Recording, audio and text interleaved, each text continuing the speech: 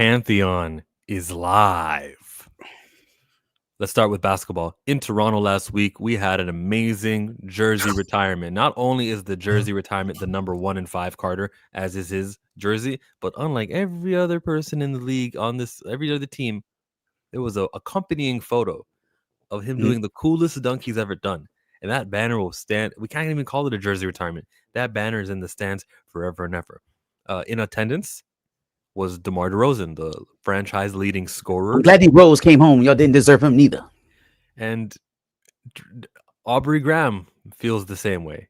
During the game, there were many stare downs from him courtside. He sits at the front row. He sits right next to the commentary table. And it's common for the commentators to give the headset over to him, and he talks and he covers the game. It was the fourth quarter. Drinks were flowing. The man from Degrassi, hello, Steve. The guy from Degrassi, he goes, hey, that goof right over there, member for 16 months, appreciate you. That goof right over there will never retire his jersey. Huh? What? DeMar DeRozan proceeded to score like 30-something. The Raptors still won. As the Raptors are victorious, you can read the lips of one Aubrey Graham. Not that the camera was on him, it was on the coach. You know, when they do the handshake thing, they go, and you can hear him say, I'll say politely, he said, out of here. And a word that begins with P. This was brought to DeMar DeRozan's attention during the post-game press conference. It was an interesting response of his. He said that your jersey would never be retired. And he said he would climb up in the rafters to go tear it down if they put it up there. If they ever retired. That's exactly what he said. DeMar's response was, well, he's going to have a long way to climb up. And he went off. It was the last question on the interview circuit. He went off. He's minding his own business. Later on that night, DeMar DeRozan, a.k.a. Debo, we all know that is his nickname. He took to Instagram, and I'm sure he saw exactly what Drake was saying. So while he's on Instagram, he went over to quote a famous movie that we may all be familiar with. He put this on his story. Man, I got mind control over Debo. He be like, shut the fuck up. But when he leave, I'll be talking again. In the most perfect movie scene you could do. Yeah. DeMar DeRozan gets the last laugh. I checked on Champagne Poppy, and Aubrey Graham hasn't posted a story related to DeMar DeRozan. Yeah. I love how done up this whole thing was. Like, Drake's not sitting in the box tonight. No. We on the floor. Let's spend extra money. We'll go down to the floor. Because DeMar's here, right? Regular seats. Yeah. Debo here. Let's go ahead and, I'm gonna bring Chubbs with me because he like to crash on. Bring him with me. You know what I'm saying? I'm gonna sit there and I'm gonna grimace. I'm gonna look real tough because I know the camera is basically on the sideline the entire game, so they're gonna get all this footage. Yeah, I look mean. I look tough. Exactly. I mean, it's not like any time in between, not like us video dropping. And now I could have called, FaceTimed, emailed, DM'd, pulled up on DeMar DeRozan at any time. Oh no, I'm tough for the night in the public with all the cameras rolling while he's working. Right? Like the optics of this just don't play the way that I think he thinks it is, because even the people that's trying to throw him a little bit of bail, DeMar, he called Drake after he got traded and they bonded. Man, that shit was a minute ago, first of all. Second of all, I don't think any of that changes where DeMar DeRozan is from. But in any case, those people, even in their trying to give Drake a little bit of bail, was still like, this is some whole ass shit. Like this is some bad shit, because what you are showing people is that each and every single thing Kendrick Lamar said about you hit dead center. Hit dead center. You are so bothered, bruh. Like it would behoove you to just start like mending some of these relationships, if for nothing else than public perception. Let's start to put some distance in between us and the bad taste of Euphoria and Not Like Us and Meet the Grams and let's 616 in LA. Let's Euphoria, leave all of that. 616 and what's the other song called? What was it? 616 in LA, Meet the Grams, Euphoria, Not Like Us, all of those. Oh, that one. Yeah, The yeah. No, owner, like, the franchise owner of the Sacramento Kings is listen, I wearing don't "They Not Like Us." out the Sacramento Kings except for DeMar DeRozan and that guy right there. For the only that. But yeah, Well, man. actually, if I scroll up, you might actually see this. Put a DeRozan banner up. I'll go up there and pull it down myself. That's the answer to your question. Well, he gonna have a long way to climb to take it down. So tell him good luck. It's not the music. Yeah, man. It's a lot of BA-ness On a night where Vince Carter had a going on over great, there. memorable goodbye. Vince Carter was crying. There's a meme now. You know, when you're happy about something, you go, "Oh, come on." Mhm. We'll never forget tonight because of that. That will live forever. This little minor beef thing, it's whatever. But the Vince Carter jersey retirement is what we need to be talking about. And he wiped his tear on the banner right before it went up. That was emotional. It was a dope moment, man, and it's unfortunate that all that had to get, at least slightly overshadowed by what was happening on the sidelines with the rapper. It makes Oh, go ahead. It makes it more memorable, actually. Sure. But Bomani Jones said it best. You can't lose to the 5'6" guy and then think you gonna press a dude that's 6'8". It just it doesn't work that way. It's never gonna work that way. There's nothing you can say out of your mouth in a song that's gonna make DeMar DeRozan afraid of you physically, like in person, man to man. So like, why are we playing this game? Why are we doing this? Nobody believes it, bruh. Like you look silly every time you step out trying to reassert yourself as the big and bad. With braids in your hair, nonetheless. You too old for braids in your hair. Too old for that. Is there an age limit on braided hair? Yeah, he's too old for the two straight backs down the side. Yeah, he's too old for that. I was about to say though, like Allen Iverson will never have an expiration. AI's the only one. AI can wear braids until the day he dies. He's AI. Yeah. I mean, if you got it, the ability to grow hair, you take advantage. Wrong one. You say Drake got Chubbs with him, so you're invincible. What have we seen Chubbs ever do? Besides put that shell company in his name, the security company where security guard got shot by somebody who was suspected to be from Weekend's camp. Whatever happened to that shit, man? What's going on? I think, but weird shell company with only Drake's name on the exec board. What is going on? Don't ask questions. Let's go to Game of Thrones next. No. Let's not do Game of Thrones. I actually want to hear what my boy has to say about that. Okay. It is 8:16. Let me timestamp that. Let's talk about this review embargo. Does he now? Let's talk about the review embargo, Marcus. The chit chat behind that, the plan behind it, what the terms are, and how low the stipulations are for these guys to actually break, the review embargo. Sure. So to catch up on with everybody now, what Chill's talking about, Back of the Bus YouTube channel I'm on with my boy Josh. You should follow us. Go ahead. Like, share, subscribe, all the videos up and down. Plenty of playlists to view. A little free plug there. But yeah, Back of the Bus is not going to be reviewing any Disney Marvel content until. And so we announced that, maybe a little hasty, but with the idea that we were still kind of fluid on what would actually break you out of that. Like, what are you actually asking for? With the idea that the reason why we did it in the first place is that we are we're absolutely fed up with how Black characters have been handled over there. I mean, in the company in general, it hasn't been great, but particularly in the Marvel space, it seems to lay itself out pretty bare, right? What they are and aren't doing for the projects that they care about and the projects that they, are experimental or don't have a lot of faith in. And it just so happens that usually falls on the backs of your Black characters. So what are the asked? What are we talking about here? Like, of course, they got Wonder Man coming out. They got Wonder Man. They got Ironheart coming out. Sam Wilson's Captain America. They've got Black characters, coming to the forefront. So what am I even talking about? It's three things. Really can't put it any more dumbed down or simpler than that. The bar is in the 7th level of hell.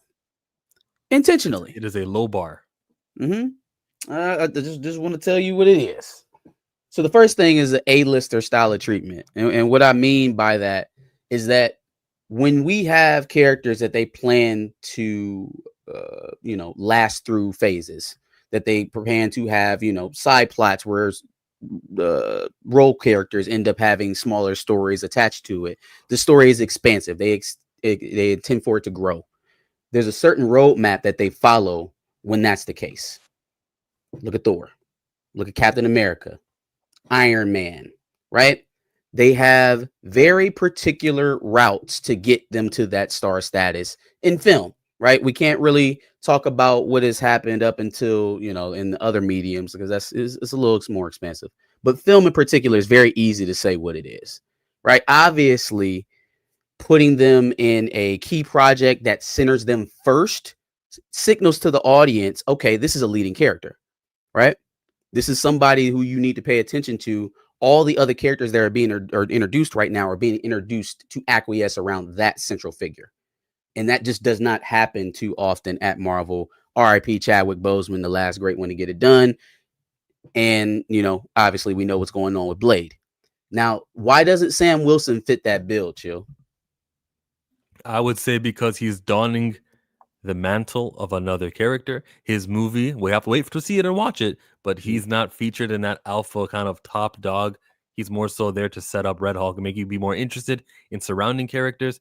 There's nothing lasting in calling himself Captain America when we have a Captain America. Right. This isn't the representation I'm looking for.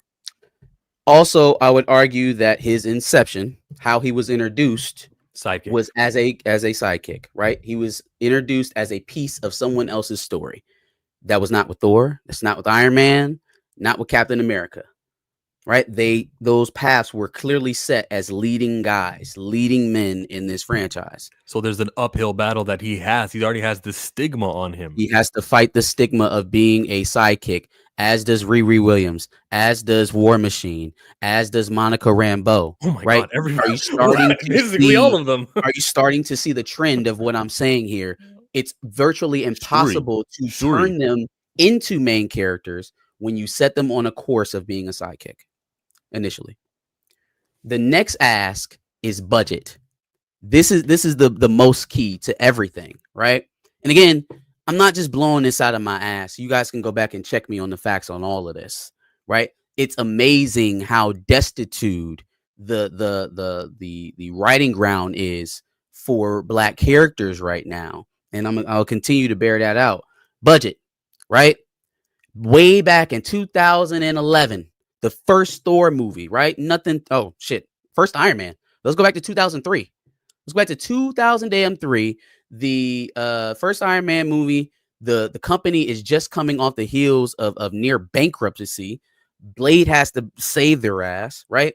We're kicking it off with Robert Downey Jr. We're giving him $140 million. That project, $140 million for the first film. Thor, similarly, $150 million in 2011, 7 years later.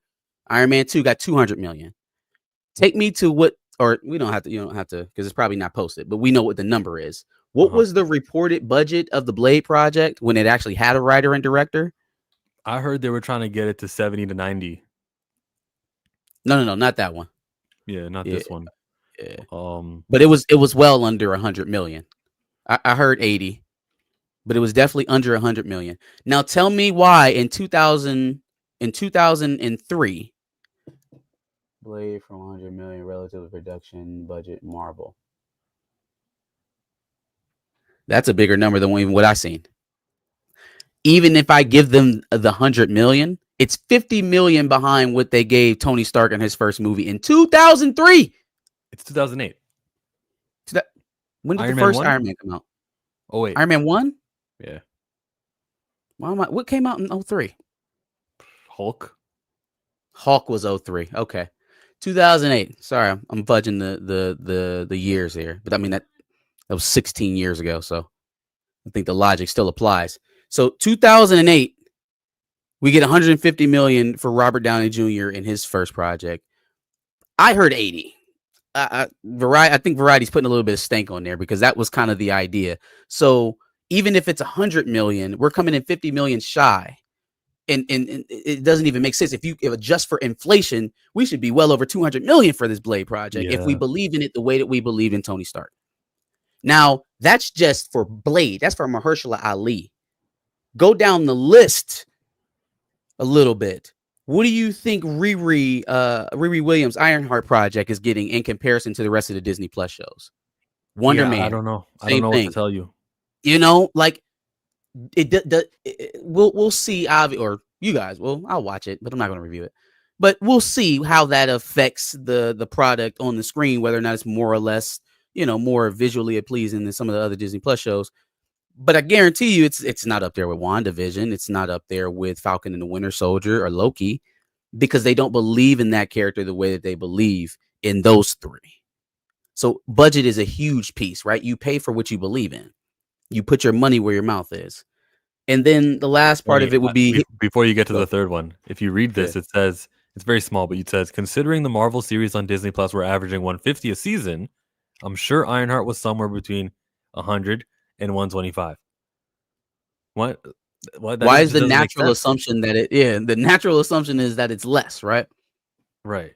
Because I don't know who wrote that, but it was on Reddit, so I read it. Who was that? I was on Reddit. I thought you were reading from the IMDb page. My bad. No, it's some person on Reddit wrote that. Yeah, some person. The third thing, character history. Have you noticed something different about characters like Steve Rogers or even Bucky to a certain degree? Like they do a little bit of background on him. Let's go Clint Barton. Let's go Scott Lang. Let's talk about, I guess Steve Rogers. Obviously, he's got a million past girlfriends. Their backstories, how they're built up, how there are characters added to their lore to make their story more expansive, right? You can see that. You've got Agent Carter, and then you've got her niece that ends up helping Steve when he wakes up out of the ice, right? The younger version. You've got Sam, and you've got Bucky, and you've got Baron Zemo, and you've got all these other extensions of Captain America, Red Skull, that pop up in different parts of the MCU. Same thing can be said about Iron Man, right? It's his impact because of the characters that tie to his story, and his story in general, his backstory stretches across the Marvel universe. Can we say that for Sam? Can we say that about Monica? Hell, we haven't even seen Monica's parents since Captain Marvel. We saw her mom die in WandaVision. We saw her mom as I'm sorry, not Monica's parents. What was Monica's name? Monica's mom's name. Maria Rambeau. Maria Rambeau. I haven't seen them pop back. We haven't seen them since that the little blip at the and when they came and picked up Monica. Does Monica even have a father? Right? Where is Monica's dad at? Sam Wilson. Thank God we seen his sister in the TV show 2 years ago after 10 years in the franchise, right? What's Rhodey's backstory? Is he married? He got kids? Does he have a dog? Take care of his parents or anything like that? He has America. He has America. Oh, we found out Fury had a wife that's a Skrull in Secret Invasion. What about it? Did they, he's got anybody else? Does his sisters come to visit? Where's Fury's brother? Are his parents still alive? Did he have any kids before he met the Skrull lady? Because he was in the MCU since the very first MCU movie. You'd think we get to his background or somebody else that attaches to Nick Fury other than Coulson, who got, shipped away. And you're getting that in Secret Invasion, which was a terrible television show. So there's no respect to the backstory. There's no garden to grow the character, right? They're not plugging anything into it to make it more expansive. They want those characters squarely in the place that they are in to be interchangeable. And that's just not enough for me as a consumer. I can't tell anybody else what they want to watch, what they want to see, right? I'm not trying to preach to you here. I'm just trying to clearly articulate what it is I'm looking for, what we're looking for, and what kind of content we're going to continue to review. Because I'm not just going to keep shipping out stuff that is subpar only for me and mine. for only people that look like me. Right? We have so much attention to detail when it comes to Jean Grey and X-Men 97. So much attention to Scott and Professor X and Magneto and all these other characters, and the black ones can just get in where they fit in. But everybody loves the project, right? So it's all good. And that And is how the MCU has been. So if Marvel doesn't meet the criteria of the backstory, of the budget, and of the alpha treatment, what are you gonna do until that happens? What's the embargo? Take me back to this because I want to comment. Well, they on that. reshot the movie, Brother Stark. Yeah, so yeah, I was about to say that there's a reason why that budget is like that. Anyways, if they don't do it, then we will continue not to review any of the TV shows or movies, any of the products that they put out. I think the clearest message you can send is to take the promotion away. I'm under no disillusions that I have the strength on my singular platform to reach Marvel. The hope is that other people who are like-minded with me think the same way. I think this is an advantageous time to tell Marvel what it is we think is and isn't working with their current platform. I think this is something that is glaring for me, and I think a lot of other people. So, that's just kind of where we are with it. And the if you review feel the embargo, same, yeah, I do feel the same. The review embargo would be met if we get what you're asking for, exactly how you put it down.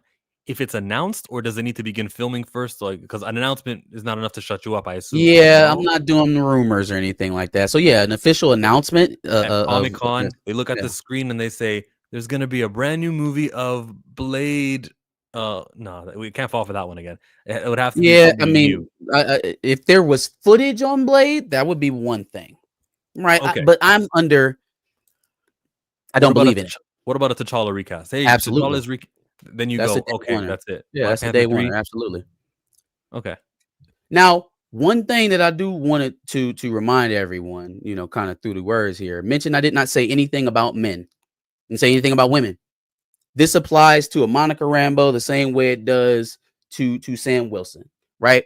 I want to see black characters that exist in the Marvel universe get a shot, get a real chance, the way that T'Challa did.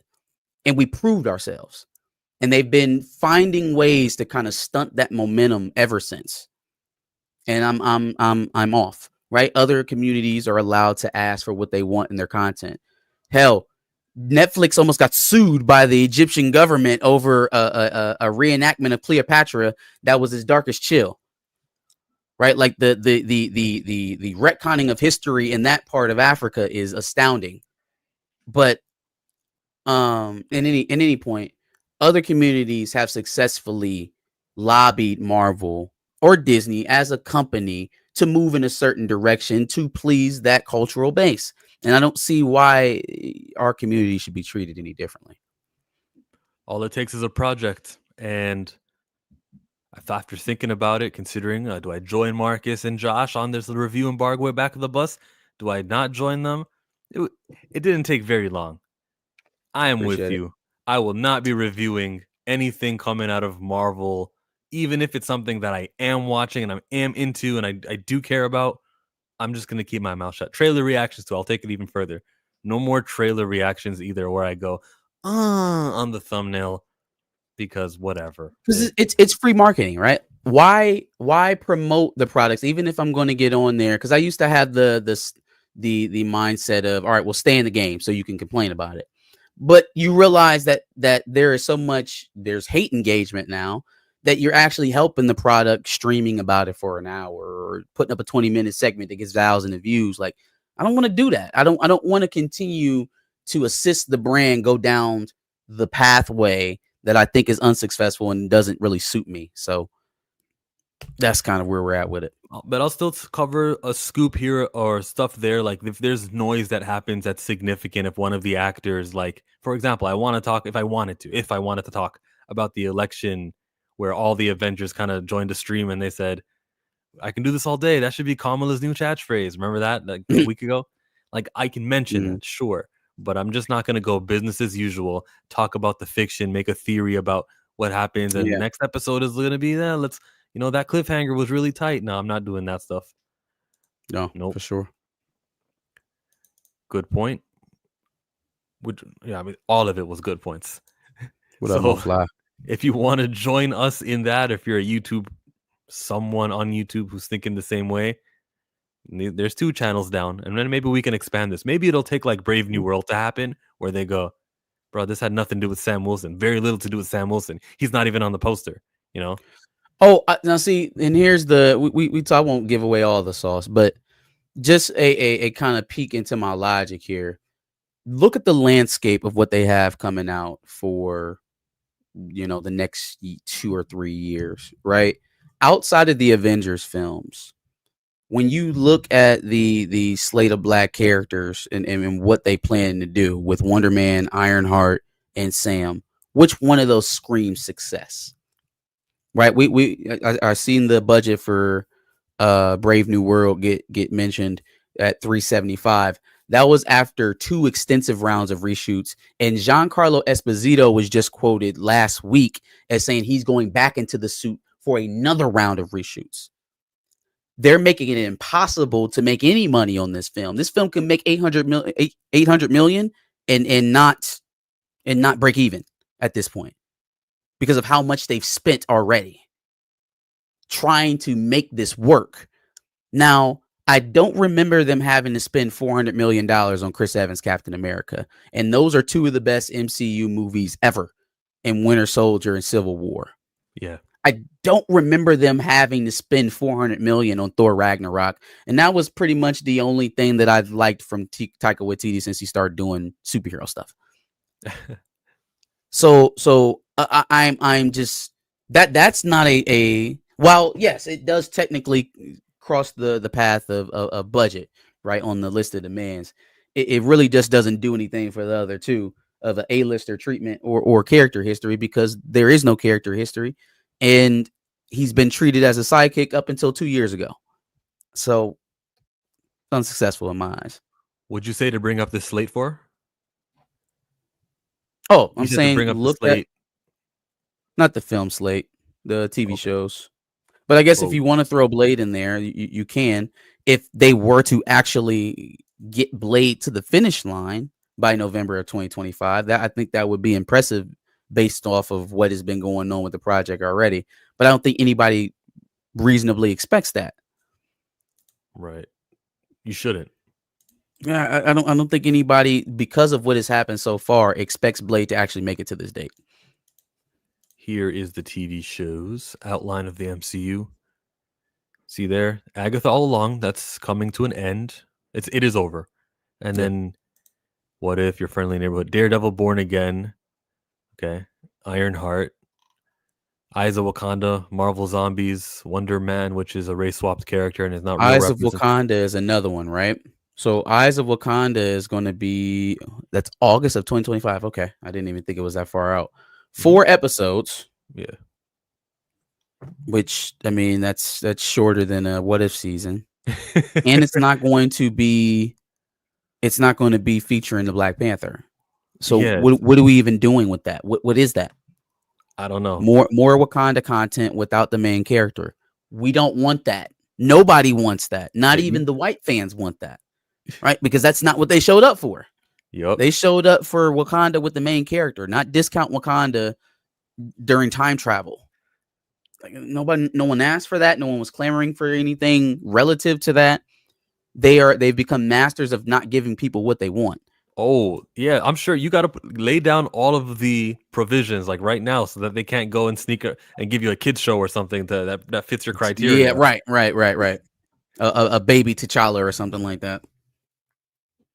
It's got to be adult themed or adult digestible, family friendly. Absolutely. Yeah, no, we're not talking Disney Junior content here. No Bluey stuff. We're serious content, right? The same way you would create it for anyone else. And it just seems so seamless, especially for a company that tries to promote their diversity and all of their inclusion standards and all that kind of shit. But it just doesn't bear out when you really get down to the brass tacks. Whom else, other than Shang-Chi, have they tried to put towards the forefront from an Asian community to lead something?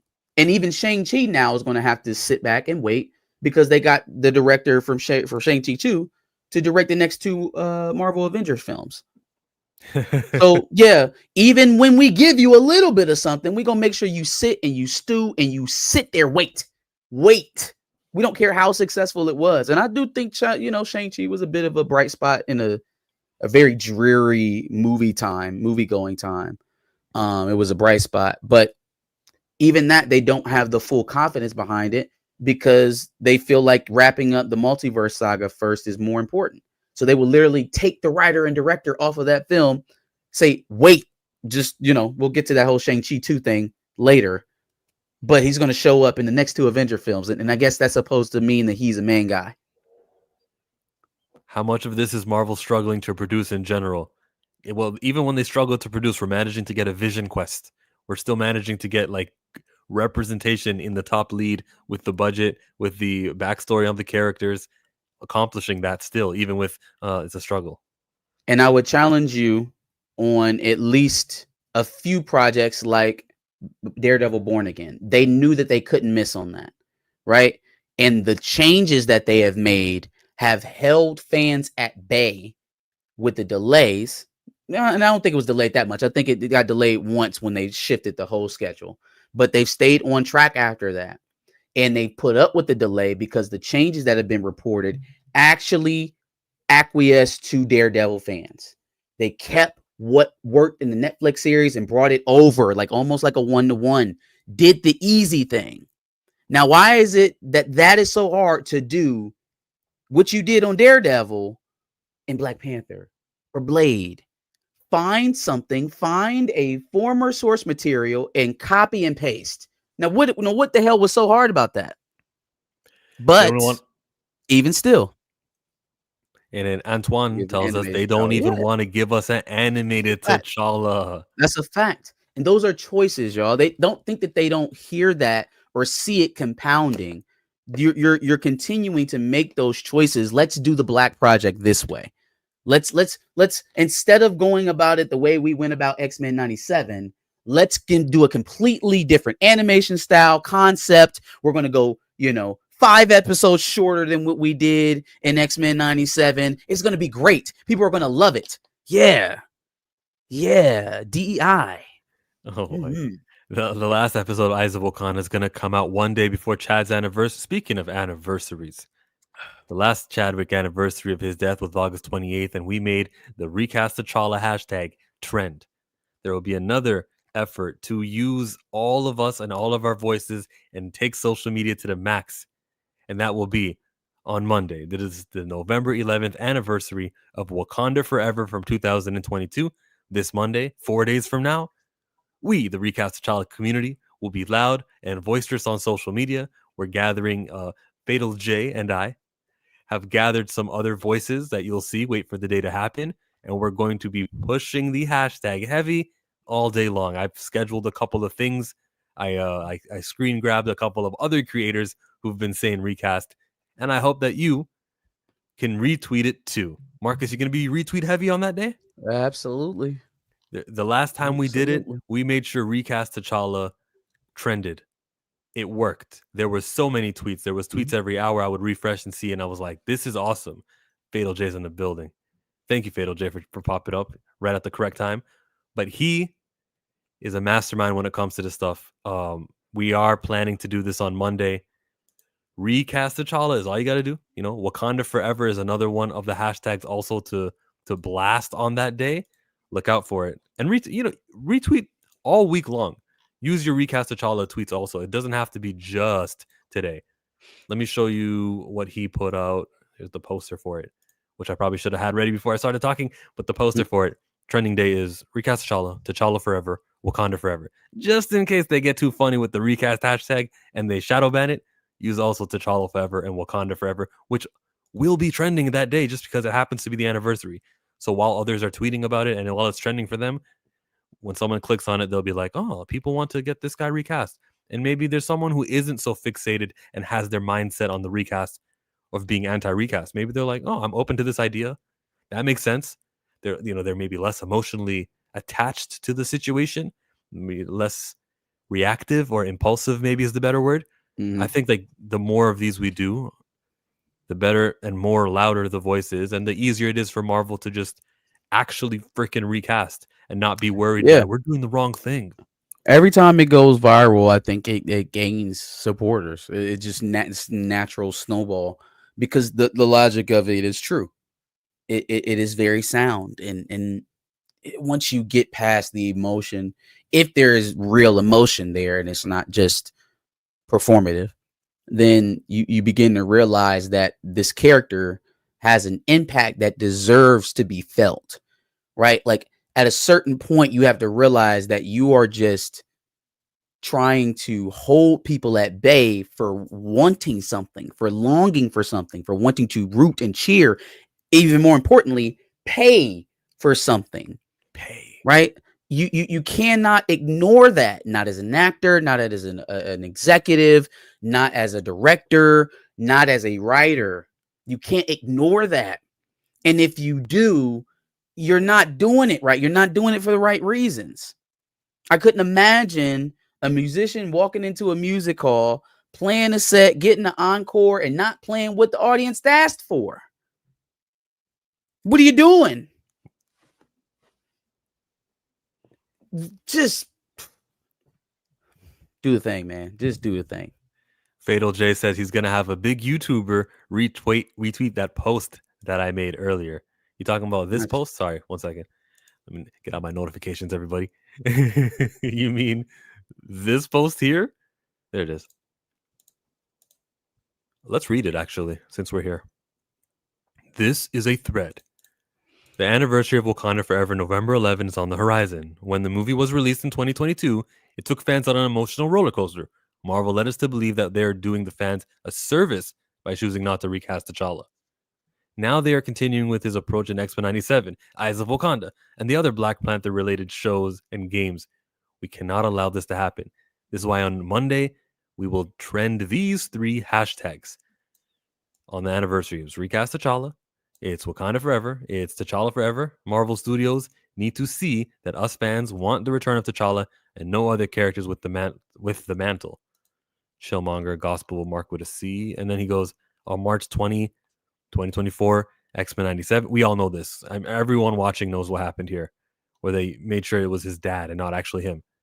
In the 1943 video game, they're using this version of Black Panther. It was his grandfather, Azuri, not T'Challa. Man, not what is that man's name from Walking Dead? Damn it, Ezekiel. That's bullshit to bullshit that.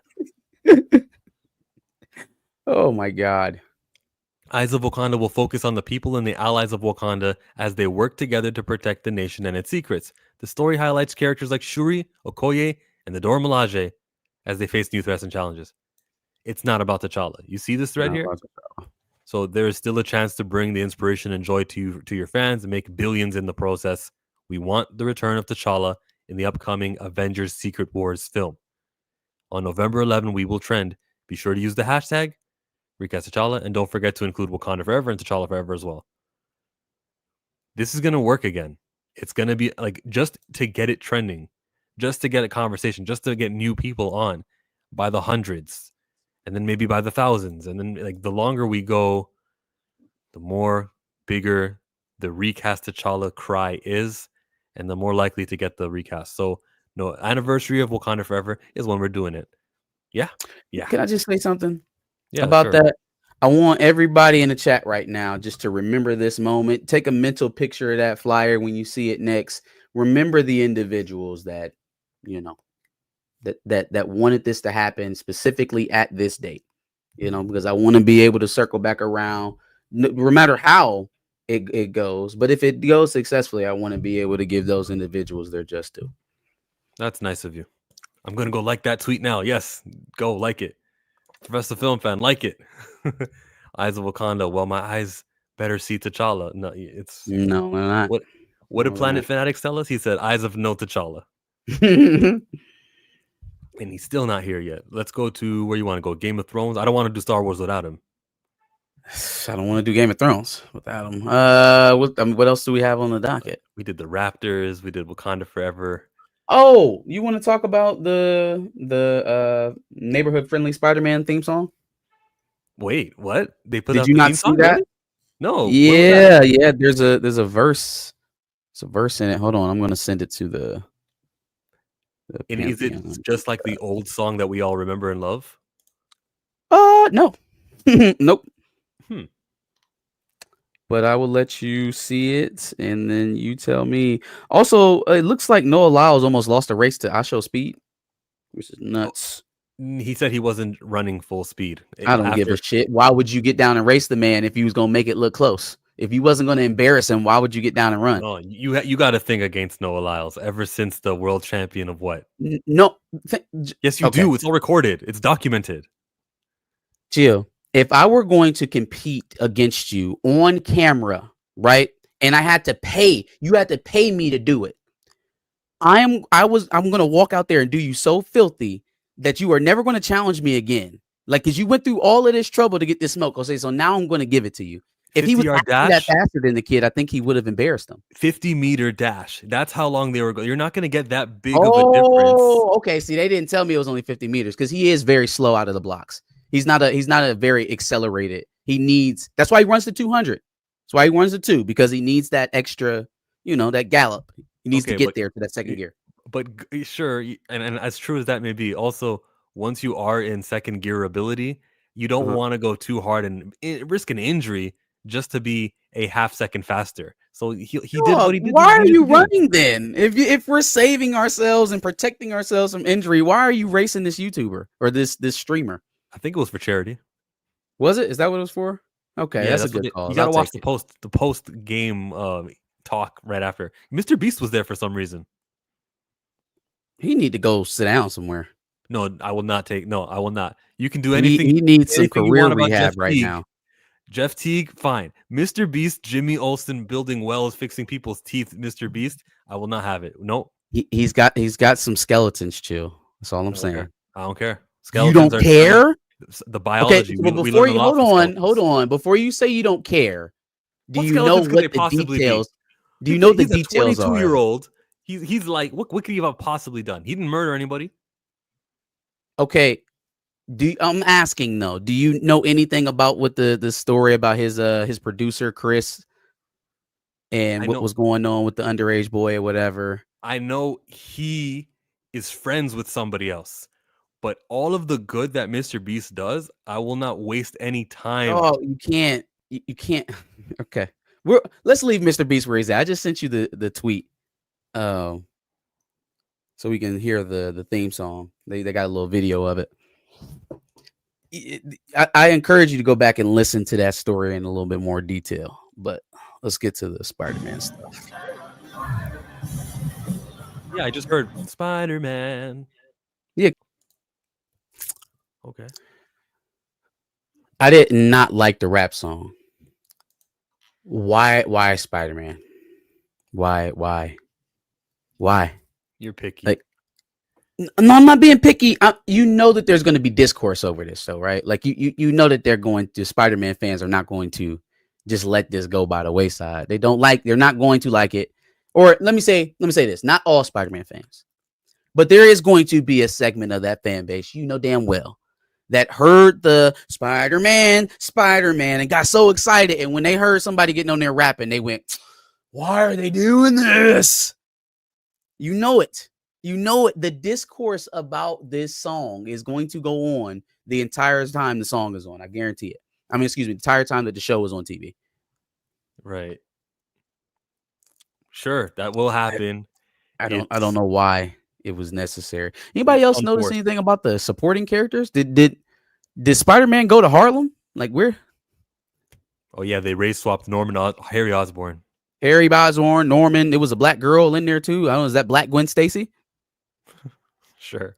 But that I'll agree with you on. It just offers a complaint to those who will make complaints, sure. And it's valid. I don't want them to be fearful that they're being replaced because it makes things that they cry for more likely. I just don't want. I don't want you have to care about that.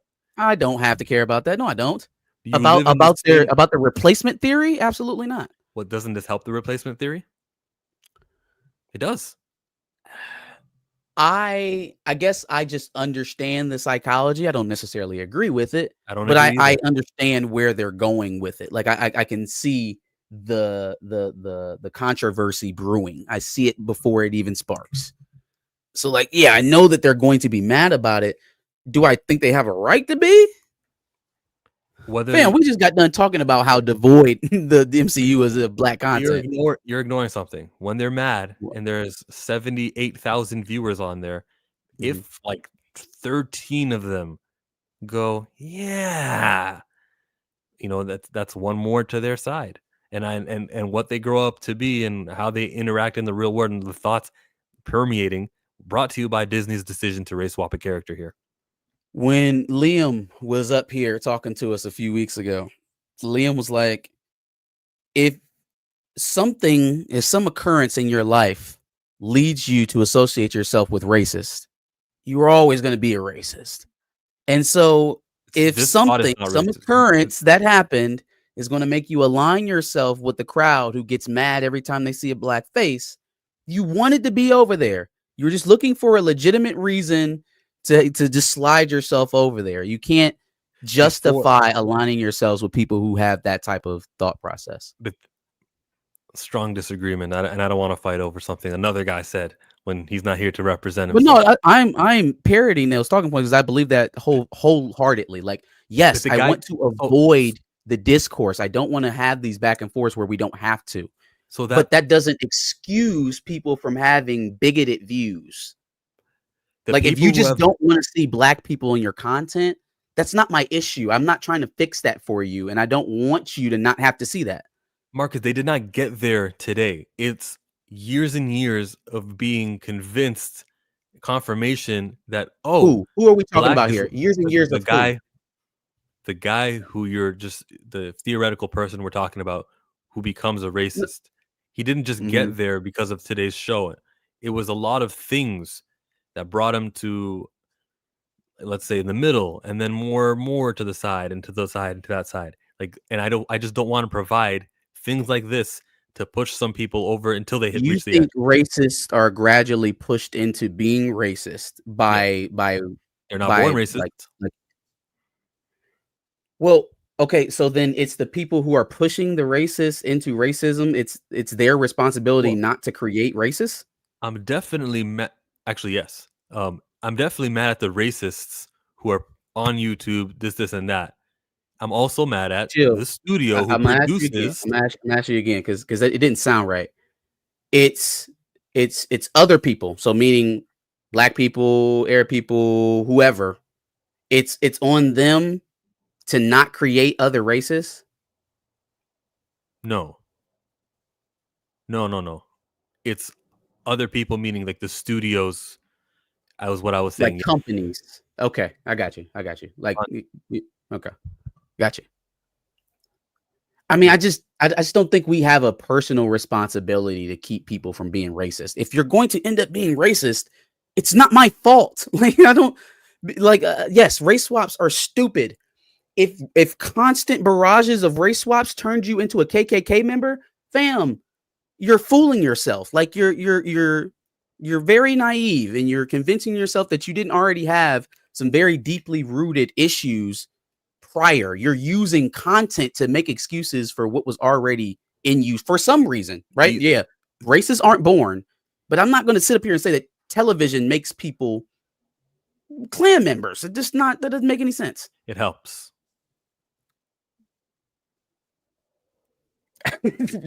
Chill.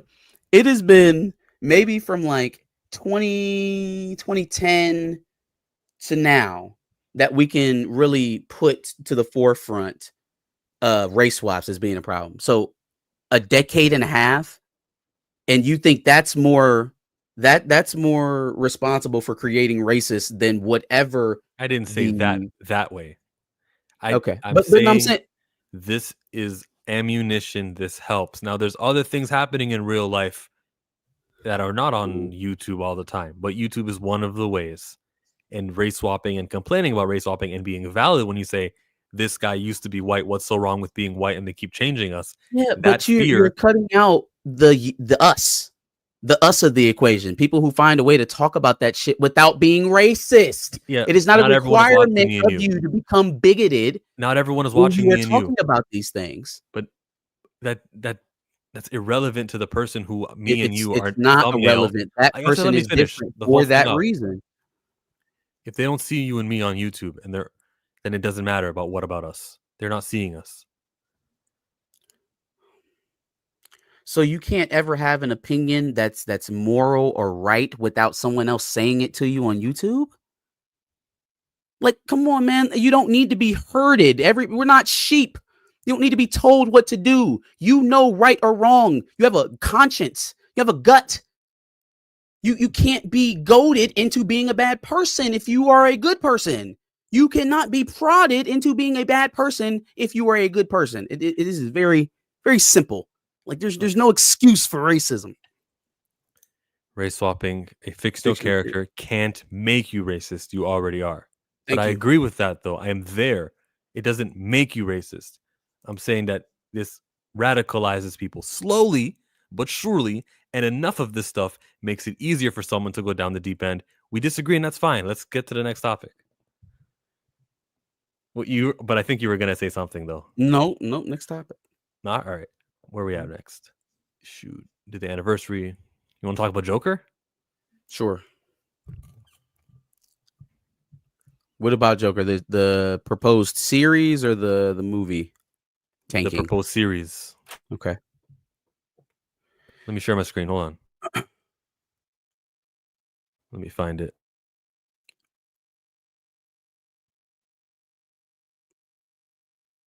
I did not have it open. Hold on. He's playing Blade in the What If series before he's on the live action. Okay.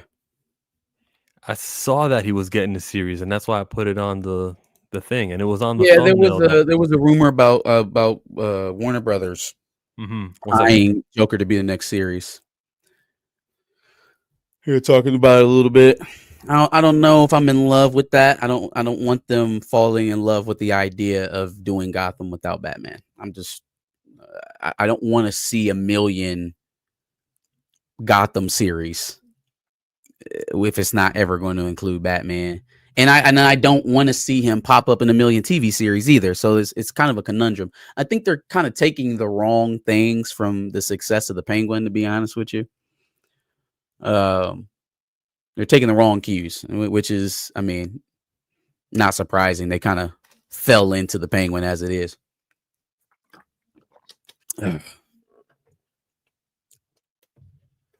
He's back. Hello there. So, Joker, what are your feelings on a proposed Joker series? So, yeah, after Heath Ledger died, I think it's best to just put the character to bed and never use him again. We need to retire him. It's the most respectful thing for the character. I think we've had 3 different iterations since Heath Ledger died. It's insanity. The Joker series feels like the oversaturation of the same character. Batman has many fantastic villains. We had him show up in even the Batman. The Batman had the Joker, but they just took the scene out and they showed us on the internet. The Jared Leto version, okay. Mark Hamill always does a fantastic job in all of his appearances. It's too much. Joker is it shows you how a studio thinks. This IP sells. Right. Like literally. They don't. I don't know. I can't tell you for sure, but it seems as though that they don't put themselves in the seat of a moviegoer, like as if they don't ever go to movies. You would think that these people never go to movies. It's like, is that how it works for you? Will you just go buy a ticket for anything that says Joker on it? Like, who sells like that? Warner Brothers, Marvel, Disney. But yeah, man, I think the success of Penguin should tell you that kind of gritty, darker feel of Gotham is very, very sellable, for the DCU right now. I think people really are attracted to that feel they really like the Matt Reeves style of how he set up Gotham. I'm really enjoying it. That's what they should be taking. Lean into the city a little bit more. And if you are going to do another villain show, go down the Rolodex a little bit further. Don't go to goddamn Joker. You see what that? First of all, let's get the taste of Joker out of people's mouths a little bit, because it just hit a stunker. It hit a stinker. A stunker. A stunker. You know, you should probably not lean into the, all right, we're just going to have Riddler and we'll have Joker and we'll have this, we'll have that, and we'll have all these guys, and then Batman will have his movie in 2 years. Like, I don't want to do that. I don't want to have Batman breaks in Gotham. You know what I mean? It just feels weird. It feels disjointed. Everybody's scared. He runs the city when we're in films, and then TV shows is like, well, I guess he's on vacation. Once I get my food, even leaving parking lot, flat tire, worst by campus corner. Damn, dog. Jeez. All right, yeah. I hope you get home safe, bro. It's all good. Park up, lead up, charge your phone. You know what I'm saying? Put it on the dash. Just listen to us. Comment. It's okay. We got backup topics. We got backup topics and backup topics. Like Shawn Levy is what I'm going to bring up next. Ready? Shawn Levy, you know, the guy who was supposed to be doing a Star Wars film. Yeah. Turns out he's not doing that Star Wars. He's going to be occupied doing things that he actually likes. You see, Ryan Reynolds and Hugh Jackman are his friends now. And they're going to be doing a non-Marvel related project. They're going to be reuniting with director Shawn Levy. It doesn't say he's directing, but it says director Shawn Levy is going to be part of Ryan Reynolds' new project. This dude fell in love with Shawn, with Free Guy, and Deadpool and Wolverine was the next thing. They do good work together. Yeah, they do. It is good work together, and I'm a fan of, you know, the work. I'm just saying, this is crazy that Ryan Reynolds got him out of the Star Wars project that he and Kathleen Kennedy were working on. Because if this is happening, there's no Star Wars happening in the next 3 to 4 years. Well. Shawn Levy doing there both? Was that little report. What am I doing? There was that little report about somebody Newberg getting hired at Lucasfilm. There's no Star Wars. There is a Lucasfilm Star Wars. Thing. There's always for him. You mean there's no Star Wars project for him coming? Yeah. Old after. I don't know. I mean, I think if you're doing a Friends project, maybe the schedule isn't as daunting. Maybe you have a little bit more flexibility as to when you can shoot. If I was a director, I would not pass up the opportunity to have a green light at Lucasfilm, because those things are as fleeting as they possibly can be. You're here today, gone tomorrow. Patty Jenkins has been fired and rehired 2 times. So I don't I don't think you really rest on your laurels if you have an opportunity to write at Lucasfilm and they let you stay. So if that door is still open, I think he would try to do both. He's just going to have to be a little bit more creative with his schedule about how and when these things come together. But if you're working with you and Ryan and they want to make a movie, you know what I'm saying? They're motivated to make it happen. I don't think it should be that hard, to be honest with you. Ray Trilogy. Stop that. You stop that. Cut it out. Shout out to Basco. The article has a couple of details here that I wanted to touch on. What? It says Ryan Reynolds shared his plans during a recent interview with a Variety Awards Circuit podcast. I'm spending the year writing. That, which would mean the movie wouldn't even be directed yet, until next year. I'm writing a movie for myself, Hugh, and Shawn to do that is not Marvel. It says, although the actor kept plot details under wraps, his enthusiasm hinted at something fresh and unexpected, he will work on over the next 12 months. It's unknown whether it's a project that studio has given the green light. Still, given the explosive popularity of Deadpool 3, this upcoming film will surely become one of Hollywood's most highly anticipated films. The interesting thing to me is the only thing I'm looking at is it's going to take a year to write the film. It'll be in like early production, maybe in 2026, and maybe even filmed in 2026. But that is keeping Shawn Levy away from Star Wars. Proof. It's not happening. Okay. Dan the Man, they did a follow-up and said that Kinberg Intel ain't right. They said that the new movies won't be a continuation of the Skywalker saga. Dan, what is the Skywalker saga? I have an answer to that question. It's something they made up in the trailer for Rise of Skywalker. For the 9th movie, the first time we've ever seen the word Skywalker saga, it was marketing. I never thought, as I'm watching the movies, like, this saga is the Skywalker saga. It means nothing to me. So then why are they calling it episode 10, 11, 12 if it's not going to be piggybacked off of the main saga? And then why wouldn't you just start anew altogether? Like have a new Star Wars episode 1. Start the fuck over. It's called 10, 11, 12 because it comes after 7, 8, 9. Right, but how can it be 10, 11, 12 if it's not connected to the prior saga? Like, how do you disconnect yourself from the last 3 Star Wars films if you're going to call the next 3 10, 11, 12? Sure, it's connected to 7, 8, 9 just because it's the same world. Right, it has to be. So you're going to be you can't get around not pulling off of themes from that prior, so you'll never get away from that story. So you either want something new or you don't. And I really don't understand the leak. So they hired this man to do a trilogy that's outside of Rey, outside of the Rey film, apparently, according to Variety, but is episodes 10, 11, 12. Well, who was in episode 7, 8, 9? Rey. How do you do 10, 11, 12 without mentioning Rey? And she also has a movie that's coming up. Or are they folding her movie into this trilogy? Is this actually what Darius said? It's just an extended version of what they came up with for Rey in the first place. I would hate that. I don't think I would ever watch another Lucasfilm project if they did that. 3 more Rey films?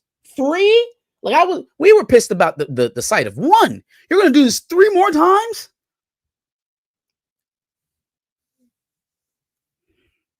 You pick a great time to stop talking because I'm like typing in the timestamps as you. And this is like the 3rd time in a row that's happened where I was in the middle of muting myself and chat and timestamping it. And we are in the Rey film topic now. The interest in seeing her is down. The interest in seeing the number, the letter X, XI, and XII, the interest is there for that. Out of respect for the franchise, a completionist's heart won't allow themselves to not watch a Star Wars film with the episode number on it. That is why they're doing this episode thing. The connection to the 7, 8, 9 maybe minimal. Maybe like they bring up Starkiller Base or something, or they'll be on the same planets as the old ones. Why would we expect that? Even when George was still around, that's not what's happening. Right? Like we had 4, 5, 6. Then you had 7, 8, 9. Now we're going. Those were interconnected. Those were built off of each other. Those 3 trilogies. Kinda. Yoda, appeared in 1, 2, 3, and he made it to the original trilogy. He made it to 4, 5, 6. 5, 6. Made it to 4, 5, 6. Yep. Obi-Wan was in 4, and he was in the original trilogy, but not the whole cast. Luke Skywalker. But they're pretty interlinked. It would be hard for people to actually, or for older Star Wars fans that want to see a break from that saga, like to start over anew, which it kind of sounds like they're pitching by breaking it off from the Rey film. But you can't wholly do that if the roots are in what they don't want anymore. Like it's some of that's gonna come back up. It can't not. It's hard. So I just don't. I don't know what to make of it until they actually announce what these films are going to be. I don't know. It could be some Old Republic stuff. Maybe. Could be maybe they go into the future and they just try to do something new, which is probably not going to be the thing, but it's possible. I just don't understand the logic behind calling it the 4th trilogy. I don't get that. Which they haven't called it the 4th trilogy. This is us jumping the gun and reading a Deadline article. But it is on Variety and Hollywood Reporter, so it's getting to the people who actually get the yes or no on whether or not they get to post these things. I thought Deadline was the one who broke this story. Was it Deadline? Maybe it wasn't. Then it's Deadline in Variety. It says breaking news, not exclusive. So yeah, you're probably right. It was for Variety or one of the other. It does say exclusive. Lucasfilm had a closed a deal with Simon Kinberg to develop a trilogy of Star Wars films. Kinberg will write the trio and produce them with Lucasfilm chief Kathleen Palpatine. So let's talk about the people. Fam. I thought, like, What wasn't she is willing to Iker go? doing? She was supposed to leave on a victory, on a high note, and that's what the Jon Favreau movie about Mandalorian and Grogu was supposed to give her. It was supposed to be a solid movie that likely will gross $1 billion. He's very popular, and then she says goodbye. That's not happening anymore. She's really developing a new movie. Fam. See, we always get, whenever there's a window of opportunity for them to boot her out, and they don't just come out and say it. Like, even though there's no smoke around her renewal, I am completely convinced that it's going to happen now, because why haven't they been more vocal about giving Kathleen her flowers and saying all about her tenure here at Disney and start pumping her up, start making her look like she's on the way out, like just start congratulating her randomly. Then that's what I would start pumping her. I'd have a Kathleen Kennedy reel on the Lucasfilm section of Disney Plus. Start pumping her up to like a lamb to the slaughter. Like, get her gone, make her feel like she has accomplished it. And they didn't signal that. I knew she wasn't going anywhere. One reason. Her name is Gina Carano. She's got a lawsuit, and you don't want a grumpy Kathy Kennedy taking the stand against your company. But you also wouldn't just green light all of these things. Like, this stuff comes with money. She offered this man a contract, so like, he's going to work on something. He's going to bring something to task. She brought in Daisy Ridley, revealed her at Star Wars Celebration. Like, she's taking legitimate steps that if all of this was just for naught and you were going to cancel it anyways after she retired, I think there would be a little bit more guardrail. But she's going forth as if she has a lengthy future at Lucasfilm still, which is insanity. I don't know what is Bob doing? I don't know. I don't know. This is disheartening. How much money can you lose? And then there's also a chance that she'll have creative differences independent, like just and herself. It'll get canceled. With Mm-hmm. Simon Kinberg. Yeah, it's about a 60-40. I'd say canceled to not canceled. What do you think about Simon Kinberg's skill as a creator? Ooh, let's see the list. What has he done? You put me on the spot. I wasn't ready for that. Hey, read the super chat. See. Why is my screen all? There we go. Guys, why it never tells me when you're YouTube. Never tells me when you're live. Tells me other channels, but not y'all. What's the schedule, please? So we are here on Thursdays around 9:45. Every Thursday we'll be here. So I appreciate you, reaching out to us, and appreciate the $5 on the super chat for sure. But we are here every Thursday around 9:45. There's his slate. Okay, let me see here. Mr. and Mrs. Smith was a hit. Days of Future Past I loved. Apocalypse was trash. Is this the first Sherlock Holmes? Yes, that was 2008. That was good. X-Men Last Stand. Oh my God, he did Dark Phoenix. Holy shit! Right, okay. It's not the best. He did Fantastic. Yeah, he did. Jumper. I love Jumper. This guy is up and down. Hayden Christensen was in that one. This dude is up and down. I've always wondered why there wasn't a sequel to Jumper. This Means War was actually underrated. That's one of the rom-coms I'll give my stamp of approval to. Lincoln Vampire Hunter was the most random movie I've ever seen in my life. 355 so. Mm-hmm. State of the Union, was this the one with Ice Cube? I thought it was the Vin Diesel one. Okay. Triple X was okay for the time. It was good enough action for the time. And then he did the Rebel series. Okay. Man, this dude Star is Wars up Rebels and down. thing. That's the interesting thing to me. Like, you might actually know what's going on with Star Wars. Yeah. But the movies, that's especially not a movie. because of the Favreau, the Mando movie, right? Like, this is an interesting time for him to be coming in. Okay, so maybe we might be putting some blocks together here. He's a Rebels guy. Filoni and Favreau are working the Rebel stuff heavy right now. They got a film coming out. He's getting tagged to do a trilogy. Maybe it's not all doom and gloom. Maybe there is a snake like path where Favreau and Filoni can kind of run some interference and get their ideas to what I would presume is one of their guys. If he did Rebels, Yeah, Filoni is definitely a Filoni guy. They work together. He probably pitched for him, but it's got to be a Kathy Kennedy project. And Filoni's like, "Hey, listen, Simon, take care of us." will we take more? Well, it's hard, man, because it's kind of disjointed storyline wise.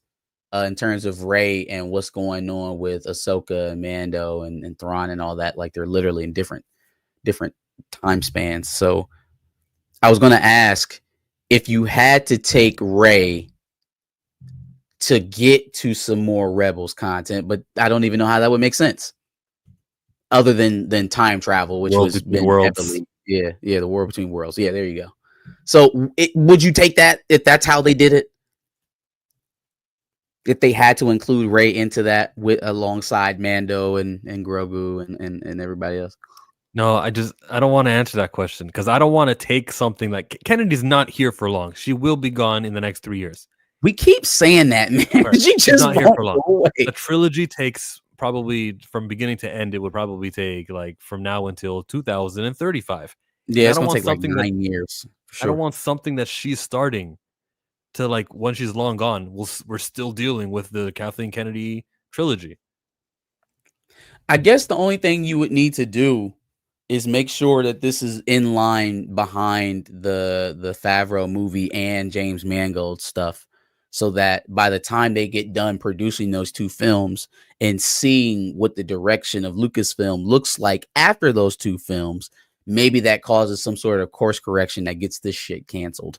You can't. You need to keep her happy because Gina Carano is going to take her to the stand in 2 years. You just said, right? So think about the Mando movie that's coming out in 2025. Then you got James Mangold, which is coming out in 2027. So that's 3 years from now where she could still be going through production problems. If we know Kathleen Kennedy, she'll have some production problems and delays. So like, what if they get success off of those two films? It's like, man, this boy Star Wars stuff really works. Maybe we should try it some more. And then all of a sudden, the Rey trilogy just doesn't seem that attractive anymore. Sure, I mean that makes sense, but why would something that makes sense happen over there when really they just have to make sure they schedule it behind. She can't cut the line. Don't let her cut the line. Say, oh yeah, Kathy, we really believe in that Rey trilogy. Can it come after the Mando movie though? First, let's do the Mando movie, and then let's do James's this film, right? Because that makes sense. We're going in the past. That doesn't affect Rey at all. And then by the time she's caught on to what the hell is happening, Bob is having a long conversation with her. She's gonna say, "I'm gonna hit send. I'm gonna hit send," and they'll be like, "No, Kathy, don't do it." Man, I don't know, man. I'm sure she knows where some of the bodies are buried, but she's got to be implicated in whatever it is that she could say. So it's got to be like a Hail Mary at that point. I don't know. Maybe whatever you think Mr. Beast did, she's twice over. She is grimy.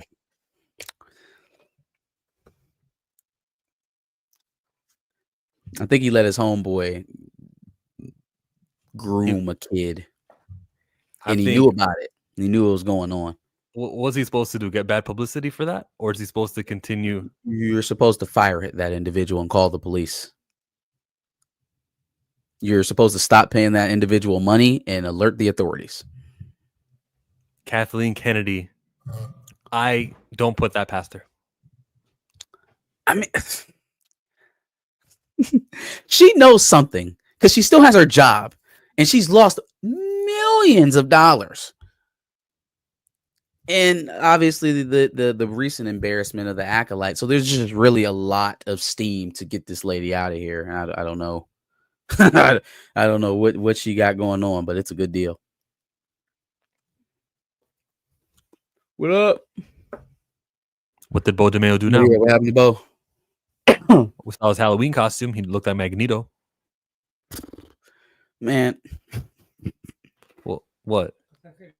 That the you talking about the boxers, the briefs picture? Yeah. That Magneto was costume. definitely what was circling around. That was definitely what was circling around. I don't know, it's not the beginning of the month, so I don't think he had an OnlyFans update. Oh, is that when they come at the beginning of the month, Joe? Yeah, he does the monthly. Are you subscribed? That was a joke. Oh, yeah, I didn't. Yeah, you're okay. Yeah, I walked right into that one. Sure, I say, damn. shit, yeah. Subscribe to Bonely fans. Don't make me the only one. Everybody. Do the Bow Me fans? Is that what you called it? He calls it that. That's his Twitter, his username on OnlyFans. Bonelyfans.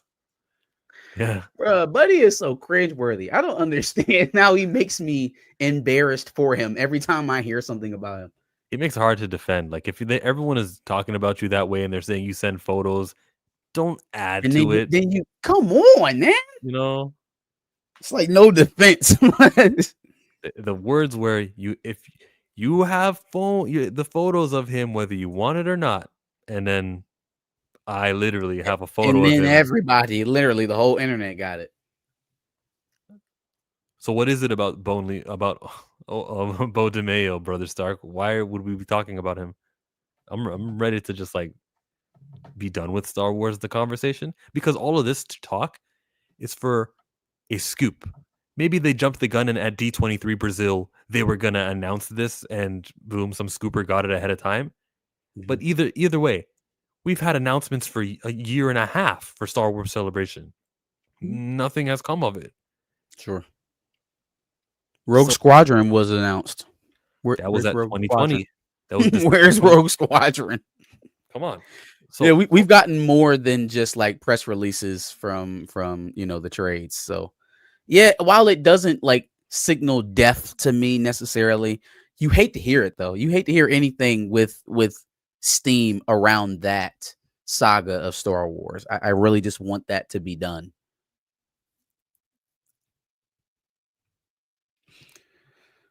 But I mean, I guess what Darius is going to be a long extended period. So if you want to talk about Game of Thrones, I guess that's the last thing we talked about. Wakanda Forever, Joker, Star Wars, a lot of other miscellaneous stuff. I think Game of Thrones is like one of the last ones. We kind of been moving.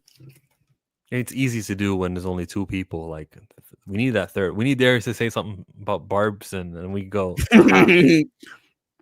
Let me just say this Yeah. because I think that Kathleen Kennedy is never going to leave, and we're getting a Rey trilogy. That is what we're getting. So you guys can wish what you want. You can think about whatever it is you want, but we're getting that Rey film. We're getting it. I'm telling you. You even did the chair shuffle right there. Like, I think he's getting serious. Game of Thrones, to me, honest, it was a great show. To the ending, it was bad, but it was always a good show, just with a bad ending. I'm not fatigued of Game of Thrones. I don't hate the characters. I want to know what's west of Westeros. I can see that continuing. They didn't really do anything bad to ruin lore.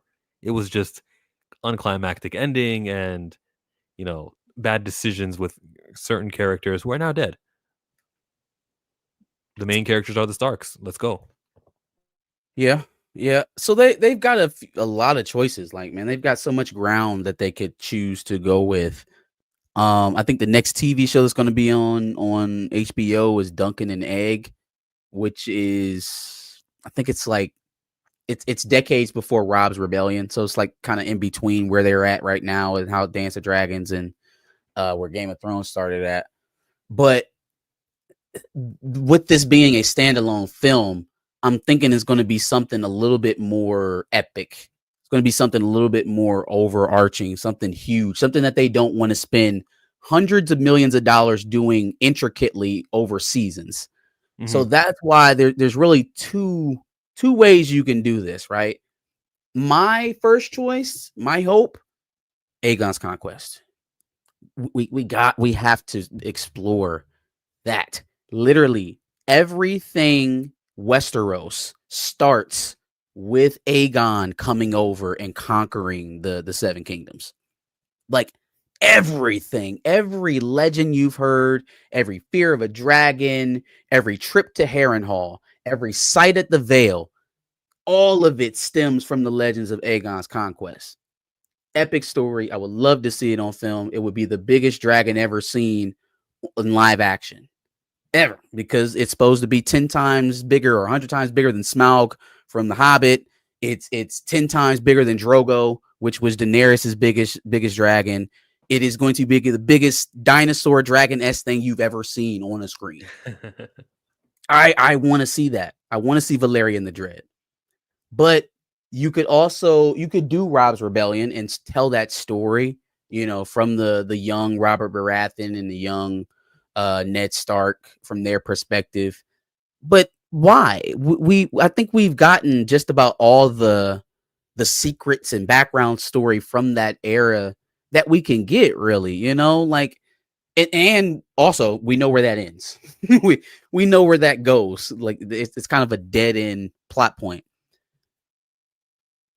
I would like them to either go Aegon's Conquest or hop ahead.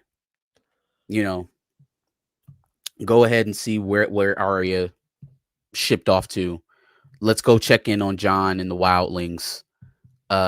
You know, something like that. I don't know, but not. Somebody pitched me an idea of like retconning and making Jon and Daenerys rule again. I don't know. There was rumors about maybe Daenerys wasn't dead. Blah blah blah. I don't know, but I kind of want to leave the Song of Ice and Fire alone, if I'm honest. Those actors are going to ask for a lot of money, as they should. You know, the thing is, their careers aren't taking off. So the longer They haven't. Macy Williams is her name, or Kit Harington, the longer Sophie Turner goes without, you know, huge major roles, the more willing Sophie's that working pretty good. I think the other two, Macy and Kit Harington, are the ones that were expecting to get a little bit of a bigger bump. the three of them, though, let's say 10 years from now, they'll be like, damn, it'd be nice to sign a big HBO check, and they will. And it'll be much more better for the studio than it would be if they did it now. It'll be a much more economic decision. So we can wait on that. We'll do the Aegon's Conquest. We'll do that movie. It'll be the backdrop for everything we do in the franchise. Yeah. So, and then we can also do a sequel if the movie takes off really, really well. You know, you I can mean, shoot, the man ruled for a very long time. yeah. So I think Go, oh, my bad. Go ahead. the whole movie doesn't have to be beginning to end. He conquers everyone. He can conquer everybody but the North. You know, the North are the last ones he's got to get. Mm-hmm. And if he does that, the North movie will be the sequel. Like, we got to get the North.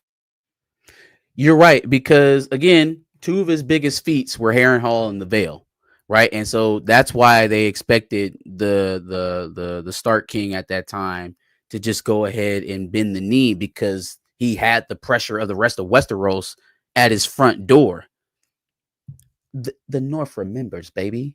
And yes, you are right. That would be an epic battle if they left the Starks in the background for the entire first part of the conquest. So you can do Aegon's Conquest Part 1 and Part 2 and just show what a formidable army tactician, a wartime general Aegon was in the first movie, to build him up to be this kind of unbeatable god. And now the one thing about that you get in Game of Thrones, the TV adaptations versus the books, is that it always seems to have that idea that the books are the folklore, and that the film gives you the opportunity to see what actually happened and how that rumor got going. So now maybe it wasn't exactly how it played out there in Winterfell and how they said it went. Maybe it was some trickery involved in there. Maybe they actually had Aegon up against the ropes. Maybe the dragons weren't fighting as well in the snow, right? Ooh. Like, there's a lot of things you can draw out of that final battle, which was the most hardened battle of the entire conquest. So I agree. You can really stretch that out. Y'all listening, HBO? Let's get this going. For real. Daniel Day-Lewis as the Mad King is interesting. It's interesting. Who would you get to play Aegon? Aegon and Visenya and what was the other sister's name? He had 2 sister wives. That I whole don't watch dynamic enough. is gonna be interesting. Look at the casting of Doctor Who, and they'll find somebody there. One of the British shows. Somebody British. Yeah, It gotta be formidable, man. That dude wore metal armor, had this big ass sword. It's just like, yeah. and it's also one of those franchises where you don't need a name. You'll do perfectly fine off of the title. So Sure. sign a bunch of unknowns who will sign a 3-movie picture deal, like for maybe $1 million each movie or less. Yeah, sure. You could do that. I don't think you need huge names. Honestly, it would be nice to maybe see some in a few spots if it's theatrical, but like you said, the TV shows made stars. So The Dornish weren't conquered, and they're completely southwest Westeros, right? I forgot what happened with Dorne. Whatever happened with them, Something I was say. I don't think Aegon ever went to Dorne. They didn't repel Aegon; they repelled someone else. But you're right; they didn't fall. That's why their genetics are different than the rest of them. It just got. He didn't get there. Yeah, he never went over there. But yeah, I forgot about Dorne. You're right. You're right. So the first movie will exclude Dorne and the North. Maybe you just climax with him at King's Landing, and that's it. Yeah. The Aegon's Conquest movie needs to happen. Go to the past. I like the franchise, but I consume so much. Forgive me, everybody, for if it sounds vulgar or anything crazy. I consume so much white product that I'm like, where's that black superhero? Where's that fantasy? Where's that, what I want to get into another franchise is big. And I love the Game of Thrones franchise. I love the Star Wars franchise. I'm going to be present for all of the new things. But where is that? You know what I mean? Yeah. First of all, I consume too much white product is crazy. Second of all, I consume a disproportionate to the global population of products leading with white heroes. No, it's okay, bro. It just sounded crazy. That's all. But to that end, right? We could do a movie about Old Valeria. We could do a movie about Old Valeria. That is where Aegon hails from. Ooh. We could go even further back, right? We can get Lil Aegon. Now, the thing that's interesting to me is that present or where we are at in the Dance of Dragons, obviously the old Valerians or what's left of them are black. Would y'all be mad if Aegon was black? Aegon is from Old Valeria. This would have been like 1,000 years before Jon Snow and Joffrey and all of them, right? So like so far removed, there's actually no recorded history other than written history. Is Aegon black? It is possible for that to happen genetically, for sure. It is also a white franchise. And it'll never happen. But I like the idea. Fine. I don't like the idea just because of what it will do, what the reaction will be, and it causes that stuff, the agitation. But it's there. It's already in the lore. If they weren't mad about Corus Valerian, then why would we be mad? Well, I know why they would be mad, but you shouldn't be. Shouldn't be. To sell the movie to international audiences with a lead who is not blonde Aegon would be difficulter. It would make less money, and that's the reason he would not be. But he'll have a best friend for Even sure. if it technically isn't a race swap. I know I'm reaching here, y'all. I'm just saying, like, I'm just not reaching for that. But a franchise where the lead and the whole franchise happens to be a black franchise is like what I'm kind of like comfortable with wasting or spending the resource on. Could do well. I mean, that's kind of was my point. It's like we know so little about Old Valeria. So much of their history was lost. We just don't know. We don't know anything about it. So like the slate is kind of blank. And I guess Aegon is the one mainstay thing out of that era, other than now Corus Baratheon and his offspring. Not Baratheon, Corus Valerian and his offspring. You guys are getting crazy with kind of this like suggestion. Open canvas. A Grey Worm origin story. What origin story, exactly? Not on film. Yeah, I know what that would look like. Yeah, can we go after the the cutting, the rip snip? Choppy? Yeah. Sea Snake No, let's see what they do with him in House of Dragon. Yeah, but that's what we're talking about. The sea snake, Corus Valerian. So like, but they canceled his series. I would have liked to see that. Oh, well, so would a Grand Regent Any Dragon, series but with sea snake. you just disappointed him. It's no, it's not happening. Yeah, no, that was actually a thing. There was going to be a limited series for the sea snake. There were like 2 of them or 3. There was Duncan and Egg. There was the Jon Snow Wildling series. And then there was the Corus Valerian. God damn it, Sea Snake series. And all I think 2 of those got axed, and they're just going with Duncan Egg. Interesting. Arya Stark would have been my first go-to. For a film or television show series? For anything, really anything, but for a TV show, like a what is West of Westeros was just the best kind of like imagination inspiring thought, and they didn't do it. Yeah. I mean, I think it would have been a good way to continue if they wanted to continue on with the Ice and Fire story, to follow Arya, because she's the only one going to a place that we haven't seen. I really don't want to see Jon with the Wildlings. It was a weird ending. Sansa, if she makes some trips back to Winterfell, I'd like to see how Sansa's handling that. But she's doing the most new, so it seems like she would be the character to follow in that instance. I was pulling up the Vince Carter meme on the side with the volume on. That's why you heard that for a second. I was like preparing to do that. If they gave us that, come on. Do you know what he's wearing on this top right? The poppy? No, I don't know what that is. Yeah, it's a Canadian thing that during Remembrance Day, what do you call November 11? What do we call November 11th? Yeah, what's call it my son's birthday. What do you know? What is that a day I should remember? Yeah, it's like a military Remembrance Day. Oh, it's I'm sorry, Veterans Day. Geesh. Yeah. Okay, so you guys, Veterans Day. Yeah. During the build up to that, it's everyone who's like on the news or people who wear suits and professionals, they always put that on them. Ever since I was a child, Okay. I was probably going since World War II, because on Flanders Field, that's where the poppies growed, row by row. And there was like a poem we all learned in school. And I guess he was doing his like, oh yeah, I wear a poppy too type thing. So Vince had that on. That's what's up. Yeah. But that's the reaction when we get Aegon's Conquest and we get all these Game of Thrones movies. Yeah, come on. Please. Black man always got to die first. Don't say that. Thanksgiving. November 11 is Thanksgiving too? Veterans Day and Thanksgiving?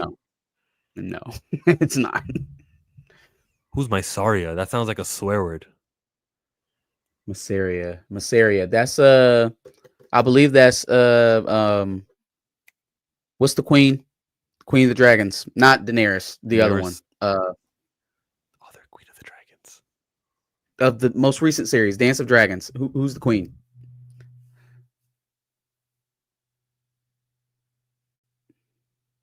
I see. What is her name? The chick. There you go. Yeah, Mysaria is her girlfriend. Okay. What is her name though? What is fucking shit? Rhaenyra. There you go. Rhaenyra's girlfriend. Rhaenyra Targaryen. Once what's her name? Her husband's girlfriend.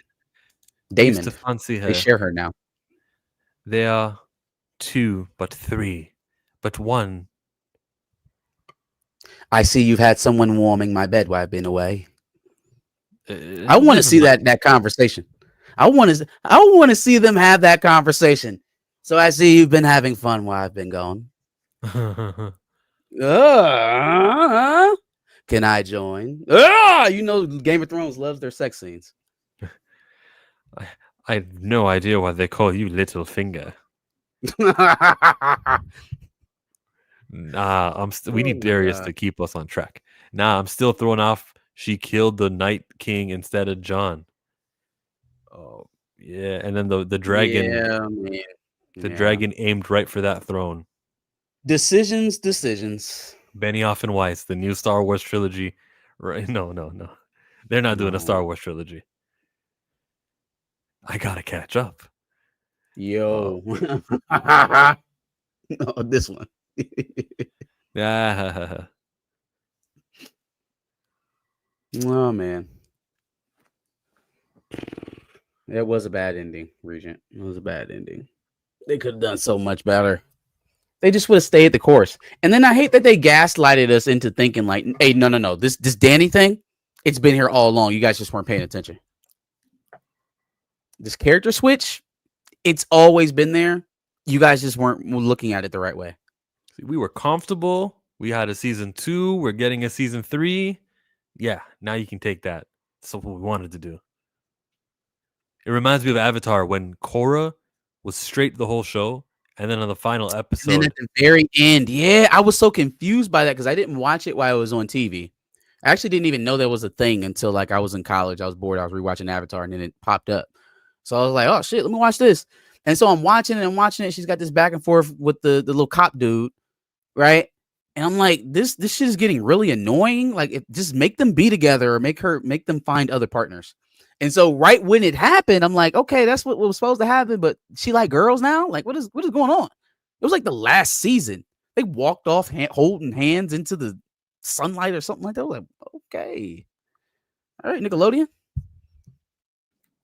Disney's got their D23 coming up. Brazil. So I think they withhold things for these conventions. The last time we had a major convention would have been early September.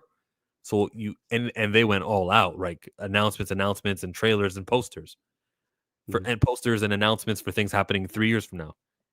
I don't know what to expect from D23 in Brazil, but that like Spider-Man song that you showed me, like that the theme song, and maybe things of that nature are what we will get.